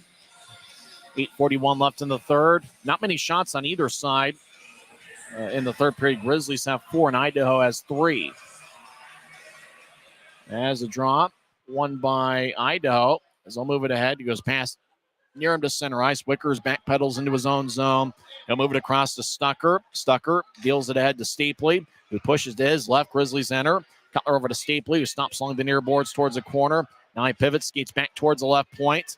As Stapley across to Stucker, right point. He'll take a righty shot that gets redirected by Cutler, stick towards the end boards. Stapley looks to center it. It rolls towards the left side for Wickers. He'll take a lefty shot that's blocked by Nearham. Now Stucker shot saved by Thompson. Idaho moves out to center ice. They've got numbers. 4-on-2. Kawaguchi left side, take a shot that goes wide as he fired a glove side past Janussi, but missed the net. Cutler re-enters left side, and he'll skip it towards the end boards where it's taken by Jake Murray, who's an outstanding skater, and he also goes 6'3", 210. Over to our Curry at center ice. He'll throw it in. Still has to make a full line change as Mayhew near side gets around A.J. White easily. Across the center ice, White one-hands it away. Kanadi backhands it towards White, who pushes to his left. It's batted by Bocage about waist high. He'll feed it to Wesley. Head towards Gallant, who glides towards his left, and he'll push it to Burke. Burke across the center ice left wing. He'll dump it in. Thompson behind his net, gets challenged by Bocage, and now the Grizzlies get towards Burke. He fires towards the net, and it's blocked by a Steelhead stick. Mayhew bounced it off the end boards. It's taken by Kanadi as McCallum gets spun around. As the Steelheads cross center right, White flies it in. He comes off the ice. Wesley far corner, chases after it. He'll push it to center ice for Bocage. Bocage gets surrounded by 4 Steelheads, and we've got our first penalty of the game. Bocage gets hit with a high stick as he was entering the attack zone. And it's going to be a 2-minute penalty, maybe 4, as the referee checks his face. And I think it's going to be a 2-minute penalty. What is that? A power play? Boy, we haven't seen such a thing. 2-minute penalty for high sticking sends Jade Miller to the Rogers and Russell Legal Solutions holding cell. So high sticking's a call. Grizzlies power play is 19.2% this season. Grizzlies power play against Idaho this year is 7 for 26. Remember, the Grizzlies went 4 for 5 on the power play against Idaho on March 1st. So Jade Miller gets 2 minutes for high sticking. Grizzlies on the power play for the first time tonight. Idaho's penalty kill 79.2%. Stapley throws to the near corner. Bocage gathers it as he'll do it up top for Mayhew. Actually, Bocage fanned on it, kept the puck and throw it to Fitz. They'll throw it from one corner to the other, far corner. Idaho gathers it, and it's sliced into the Grizzlies zone by Matt Register. Januzzi with a long-range outlet pass. Turns into an icing call. As 1:34 is left in Utah's first power play of the game. Januzzi was looking for that long-range pass, but misfired on it. So draw comes back towards him with 6:32 left in the third.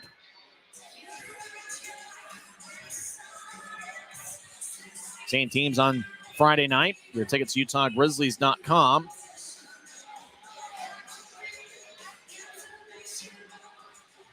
Draw one by Idaho, but it escapes the zone. Idaho skates back into their own end as they're on the penalty kill. Register flies it. Skipping puck goes over Mayhew's stick. Januzzi. Wade Murphy races there, closed the gap with ease. He now gets double teamed in the near corner. What outstanding speed Wade Murphy has. We've seen some great skill here tonight on the Maverik Center ice. Mayhew gets the center ice, crosses center, veers off to the left, steps over the line, lays it for Bocage. You're trying to get to Fitz. Bocage gets held up along the near boards. Idaho gathers it. Kanadi clears it out. Less than 6 minutes left in regulation. It's 5-2 Idaho, even though the Grizz have outshot the Steelheads 32-21. Grizzlies switch up skaters as Mayhew at neutral ice. Now he crosses center as he gets around Kawaguchi. Mayhew enters the zone, but the Grizzlies are offside. 5:44 left in the third and 46 seconds left in the first power play of the game. It's kind of odd to see we go a good 53 minutes before a single power play tonight, even though we've seen quite a few games where both teams have had one power play or one team has one power play and another has none.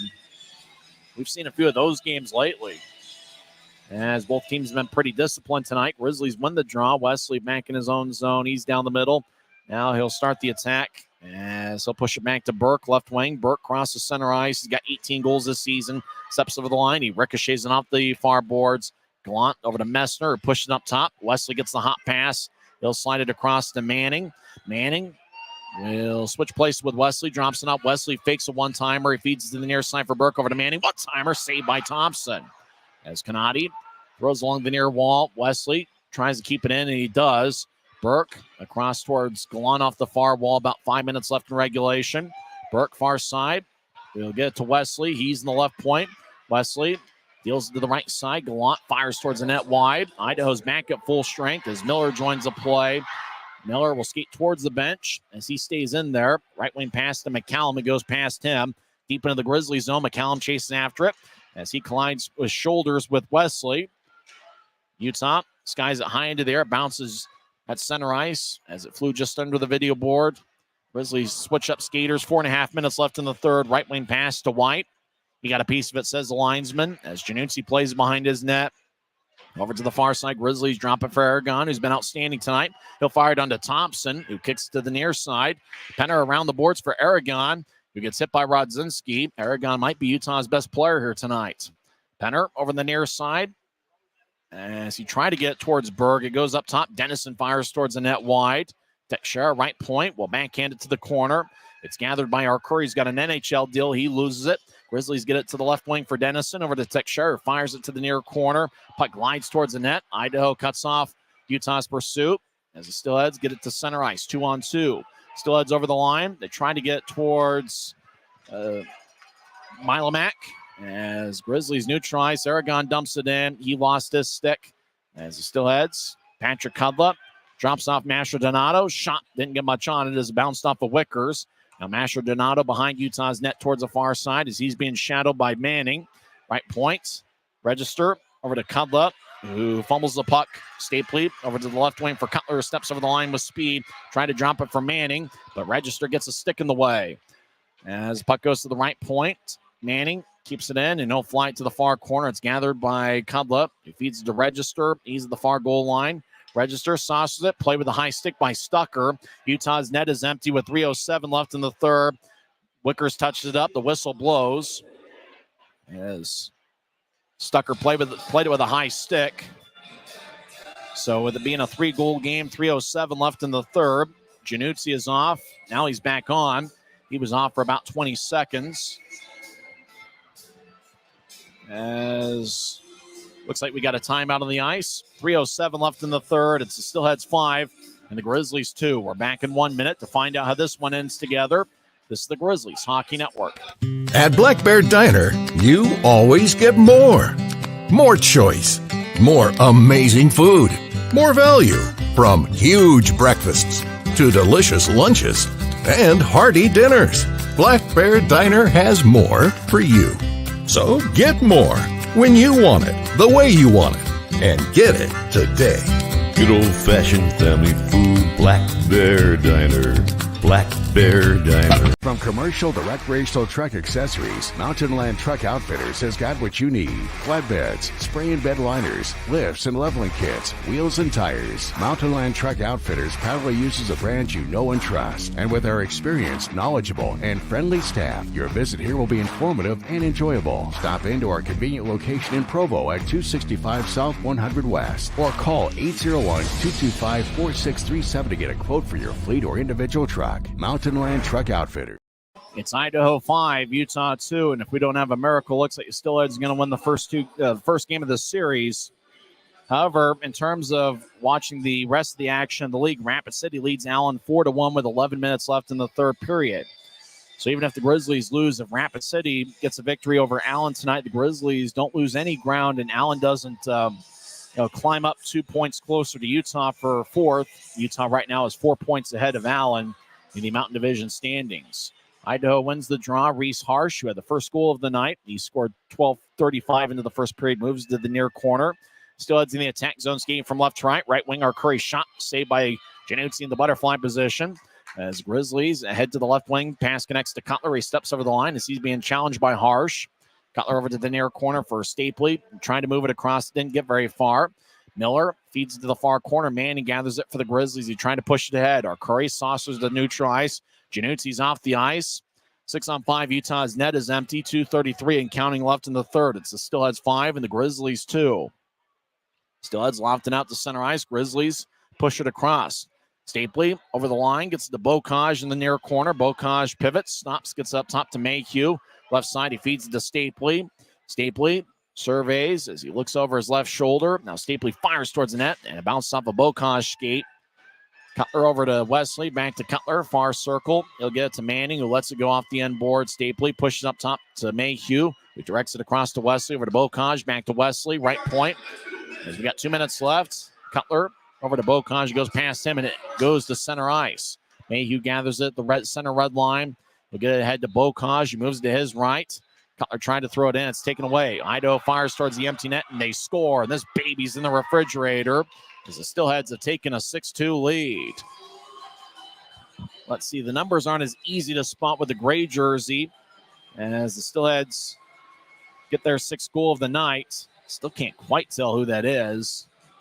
And it is Jake Murray. Murray, the defenseman, number 21, gets his 2nd goal of the season. As Murray just fired away, it was a pretty quick shot. He got the puck and got rid of it in a hurry. And it's now 6-2 Idaho. Very balanced scoring attack. Kawaguchi and Pelton Bice have 1 goal and 1 assist. Otherwise, well, there's a lot of Steelheads that have contributed here tonight. Murray scored unassisted 18-15 into the 3rd. Grizzlies sky it into the Steelheads' own arm, is raised by the referee. Let's see, Idaho hasn't had a power play tonight. Burke is down along with Kudla. And I believe it's Burke that's going to go to the box. So Idaho gets their first power play of the game with 1:31 left in the 3rd period. Some of the fans have headed for the exits. And Burke looks like he's going to skate towards the penalty box. Or is it going to be Kudla? Let's see. Kudla over there with Burke. Looked like Burke hit Kudla with a high stick. And Kudla can't believe it. He's the one that goes to the box, not Burke. Boy, Kudla's furious. He's holding his face. He's saying, I'm showing blood. I should get 4 minutes. It looked like Burke hit him with a high stick. However, it's Kudla that goes to the box for Idaho. And so it's going to be a Grizzlies power play. 1:31 left in regulation. As Kudla gets 2 minutes for holding, 18:29 into the 3rd period. Kudla's going to skate towards the bench. I think he's either getting an early shower or he's showing that I'm bleeding, and he's getting attended to. And Everett Sheen's using this moment to tell Hunter Mottinger he wasn't bleeding for nothing. Representing Kudla in the penalty box is Francisco Arcuri. Draws in the near circle, taken by Luke Manning, and it's won by Idaho. Januzzi's in there right now at 6-2 Idaho as Masho Donato dances around. He's the far side. He'll saucer it all the way towards Januzzi, who cuts it off and gets it to Wesley. 1:20 and counting left in the 3rd as the Steelheads are going to win the opener of this set. Wesley at new try, steps over the line, glides towards the near wing boards. He gets to Manning, who feeds it around the wall. Far corner, Gallant gets it to Burke up top, right side. Over to Wesley, who fakes a one-timer as he's been shadowed by White. Now Wesley will pop it up top for Burke, who skates towards his right. Burke over to the right point for Gallant. Gallant backhands it towards Manning. Over to Burke in the far corner. He's along the end boards. He feeds it up top to Gallant, who directs it to Wesley, left side. Wesley moves it towards Gallant, right side. Righty shot is blocked. And that one blocked. It looked like it hurt Masho Donato a little bit as he'll skate towards the bench. As Wesley crossing center ice, 32 seconds left. As he'll skate towards the near corner. He'll wrap it around the wall. Gallant has a kick off his skate. Now it's down the middle. Idaho gets it and they clear it out. It's a bounced off a Manning stick. 20 seconds left in the 3rd period. The Steelheads got goals from 6 different players. Grizzlies got 2nd period goals from Aaron Aragon and Kyle Mayhew. The only goal in the 3rd period was on an empty net. Tip your hat to Brian Thompson. He saved 32 of 34. And that will do it. Final score from Maverik Center on the series opener. Idaho 6, Utah 2. Very balanced attack. The 3rd star is going to be Brian Thompson, who saved 32 of 34. 2nd star is going to be Ty Pelton Bice, who had 1 goal and 1 assist. And the number 1 star is Jordan Kawaguchi, who also had 1 goal and 1 assist. Idaho's record goes to 43, 18, 2, and 2. Grizz have now lost 3 in a row. Their record falls to 29, 33, and 3. But the big news is the Rapid City Rush have a 4-1 lead halfway through the third period. So it looks like Allen won't gain any ground towards Utah unless they come up with a miracle comeback. So it looks like the Grizzlies will stay 4 points ahead of Allen for fourth place in the Mountain Division. Grizzlies and Steelheads each have 7 games left in the regular season, and 5 of the 7 will be here at Maverik Center. We come back, we'll have the post-game report. Once again, the final from Maverik Center. The Idaho Steelheads 6 and the Utah Grizzlies 2. This isn't just copper. It's our job. It's food on our family's tables. Without it, we couldn't stay in touch. It's what keeps our homes warm and our lights on. It's the power behind the team and a greener, brighter future. This isn't just copper. It's a proud Utah and a strong America.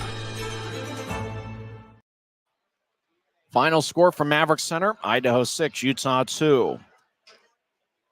Steelheads got the only goal in the first period. Reese Harsh got his 4th of the year as he scored from the right wing, 12:35 in. Jordan Kawaguchi and A.J. White picked up the assists. Utah outshot Idaho 11-7 in the first period, but the Steelheads came away with a 1-0 lead. Kawaguchi, you talk about a turning point in the game. The Grizzlies had a 3-on-1. They got to Bocage in the far circle. Had a pretty good look. Thompson made the save, and then Idaho came back in. They had numbers on their own right. They got it to Kawaguchi right side. He just kind of glided towards the middle and fired away past Will Cranley for his 7th of the year. Mastro Donato and Murray with the assists. Idaho extended the lead a minute 4 later as Niram got his 16th of the year unassisted as he scored from the left wing.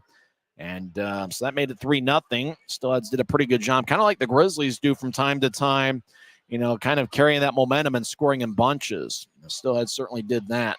Grizzlies got on the board 11:44 in as Luke Manning was looking for a wraparound. Puck just kind of glided about 5 feet in front of the crease. Aragon got it and put it away. And I thought Aaron Aragon might have been Utah's best player tonight. He had 1 goal, was a +2, and had 6 shots as Aaron Aragon is the trivia answer to the Optum first goal of the game. He scored 11:44 into the second period. Idaho, 59 seconds later, retook a 4-1 lead as Ty Pelton-Bice got a 16th of the year. Murphy and Murray with the assists. Idaho extended the lead 17-10 in as Merchant got a 7th of the year. Murphy and Bice with the assists. Later in the second, Kyle Mayhew scored his 14th of the year with Dylan Fitz picking up the assists. Idaho outscored Utah 4-2 in the second period, and the Steelheads are now a +45 in the goal differential in second periods this season. The only goal in the third period was Jake Murray. He scored on an empty net, 18-15 into the third. Not many shots in the third frame.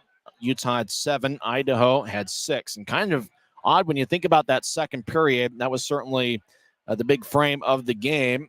Grizzlies outshot the Steelheads 16-10. In terms of scoring chances in the second, the Grizzlies had 7 and Idaho had 5, meaning 4 of the 5 scoring chances by Idaho in the second period turned into goals. So the Grizzlies had their chances, but Brian Thompson played a good game, stopping 32 of 34. As we mentioned, to start the post-game report, looks like Rapid Allen has just scored, though. It's now 4-2 Rapid City with 6 minutes and 39 seconds left in the third period. So this week, the Grizzlies are rooting for Rapid City, as Allen obviously only a few points behind Utah for fourth place in the Mountain Division. So Steelheads come away with a 6-2 victory. Jake Murray with that empty netter ended the night with 1 goal and 2 assists for the Steelheads. And I don't know, he might make a late charge for a star performance, but I think Brian Thompson played outstanding. We talk about the chances the Grizzlies had. 15 of the 34 shots that Utah had were considered scoring chances, especially the first 2 periods. Grizzlies had the type of looks they wanted, but they just couldn't find the back of the net. Obviously, Aragon and Mayhew scored in the second period, but by then, Idaho had a pretty decent lead. For the Steelheads, and one of the things that makes them such a dangerous team is their balanced attack. It's not just one line, and it's not just a group of players. For Idaho, you talk about a night like tonight, they got contributions from just about everybody in their lineup. And just about everybody you feel like can be a scoring threat from shift to shift. And they really work the puck around. They're one of the best passing teams in the league. And you got to hand it to them. You know, they played a sound game, and they did it without a single power play. The Grizzlies had the only 2 power plays of the game, and they both came in the third period. Jade Miller got a high sticking minor, 13:02 into the third. And I thought Patrick Cudla, you know, it looked like Burke hit Cudla with the high stick, and Cudla dragged down Burke. They could have called something on both guys, but Cudla was the one that went to the box with the holding minor, 18:29 in. That was after Murray scored on the empty net. So Murray's empty net goal was just a pretty simple 6-on-5 empty netter. Time of game was 2 hours and 19 minutes, and a good crowd of 4,883 were here at Maverik Center as Idaho comes away with a 6-2 victory. When we come back, we'll talk with Tim Broussard to get his thoughts on things. It was a pretty uneventful third period, and the Steelheads wouldn't have it any other way. Idaho defeats Utah 6-2. Rapid City leads 4-2 with 5 minutes left in the third period, which would certainly benefit the Grizzlies because if Rapid City wins, even though the Grizzlies lost tonight, Allen would still be 4 points back for that fourth and final playoff spot. Grizzlies have 7 games left in the regular season. After tonight, Allen has 9 games. We'll come back and talk with Tim on the other side. Once again, the final score, Idaho 6 and Utah 2. When you pay with the Nitro card at Maverik, you always save 10 cents or more on fuel every gallon, every day. And you could save a whole lot more thanks to Nitro Best Price. Pick up a Nitro card and upgrade your Adventure Club account today. Idaho 6, Utah 2. I'm Tyson Whiting hanging out here high atop section 114 with some pretty full press row here. We had Tucker Thorstad here and Cam McGuire, the Idaho broadcaster, made the trip. And, it kind of felt like their second period, it was anybody's game. And then there was just a couple turning points that just went Idaho's way, and they kind of cruised from victory from there on in. Right. And that's this seems to be their calling card, right? You get 1, you get 2, you get 3, and we just couldn't stop the bleeding. And honestly, I thought we were doing well. The shot count was up there, but what was it? 5 goals on 17 shots at one point. You can't survive that. That's just too much. I mean, the Grizzlies, especially the first 2 periods, they had plenty of chances. It was just Idaho was buried every chance they had, and for the Grizzlies, Thompson made some key saves at times. Maybe there was that one extra pass that needed to be made that just couldn't be connected on. It was just, one thing after another. It just, and really that felt like the difference in the game. Idaho buried their chances, and the Grizzlies, they had 2 in the second period, but just couldn't get enough of those. Right. And of course I'm a goalie, right? So I'm going to give props to the goalie. I think it was set up by Thompson, the way that he handled, no rebounds, nothing really threatening out in front, and having the Grizzlies go to their second, third, and fourth option rather than just gain the line and shoot at him, because that wasn't going to happen. He was so much in control of himself and where the puck was going to go. Once he had it, it was just going through the final motion, and then next thing you know, he's the puck's heading down into their offensive zone, and then they would actually put it in the net one way or the other. That's what was really super frustrating to go through as a Grizzlies fan. Anything else stand out to you tonight? The defense, I thought that Idaho put on there, where they kind of switched into their not Tulsa mode, but their grind mode, or we're just going to eat up time. Their accountability for man. Everybody had a heads up, and they weren't looking at the puck. They were looking at the man. So at the time where they needed to constrict and just smother the rest of the game, they did a really good job of that, just by accounting for what man was coming in, who was behind. And I think that had we had employed an effort like that in the second period, of not just watching the puck, but watching where the man was and making it more tough for the man to get in the middle, into a shooting lane, into a passing opportunity to do damage, I think we would have done a lot better. I thought Aaron Aragon really stood out for the Grizzlies tonight. Led the team with 6 shots, scored the first goal, and I thought he was all over the place tonight. Probably his best game as a Grizzly. That I agree with. And, we talked about it during the second intermission. His holding up, Billy Nearham and Nearham's a tall guy, by the way, and Aragon not as tall. So, standing up to him, and we talked about him being disruptive to the play, making the Steelheads gained the line with only 2 and not 3 abreast because there was a one-man late. That affected the play. He had an impact on the game just from his position and playing aggressive. I wish we all would have played a little bit more of that style, but that's just not how the game turned out.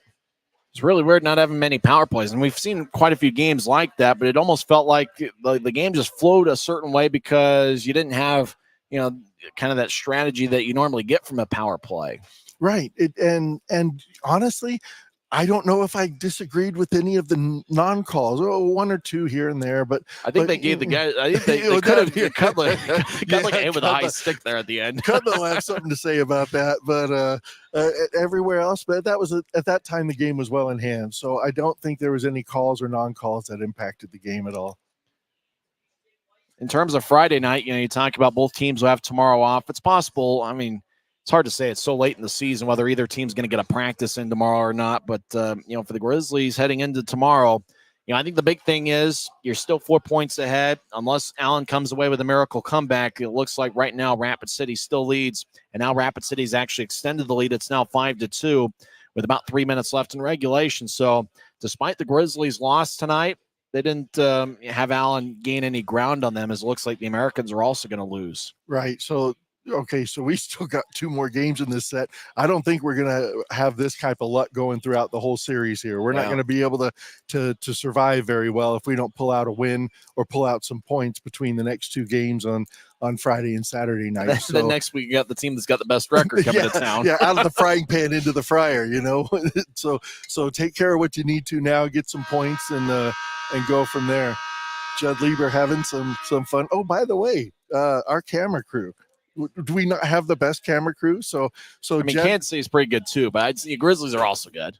Our camera crew. Idaho's got some good camera operators too. Okay, I'll give it to Idaho. Yeah. Okay, so I'm going to run down our camera credits. Jed, our director, Trenton, our replay engineer, Jeff on camera 1, as always.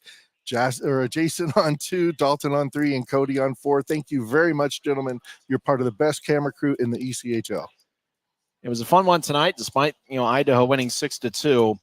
I think for the Grizzlies, it seems like it's been their bread and butter when things have gone well. Cutler and Stapley, and I think for the third straight game, both guys have been held off the stat sheet. Considering how dominant they had been for about a 2-month stretch, I think if the Grizzlies are going to come away with the victory, I got to imagine those 2 are going to get back on the scoring sheet. Right, and I think part of the success that Idaho had against them was getting a little physical with them, and not necessarily, roughing or something like that, but just getting in their way, pushing them out to the side, manhandling them off the puck, draping them like a superhero cape all over them, and just really constricting their movements and what they want to do. And by pushing them out to the outside, really limited their effectiveness in this particular game.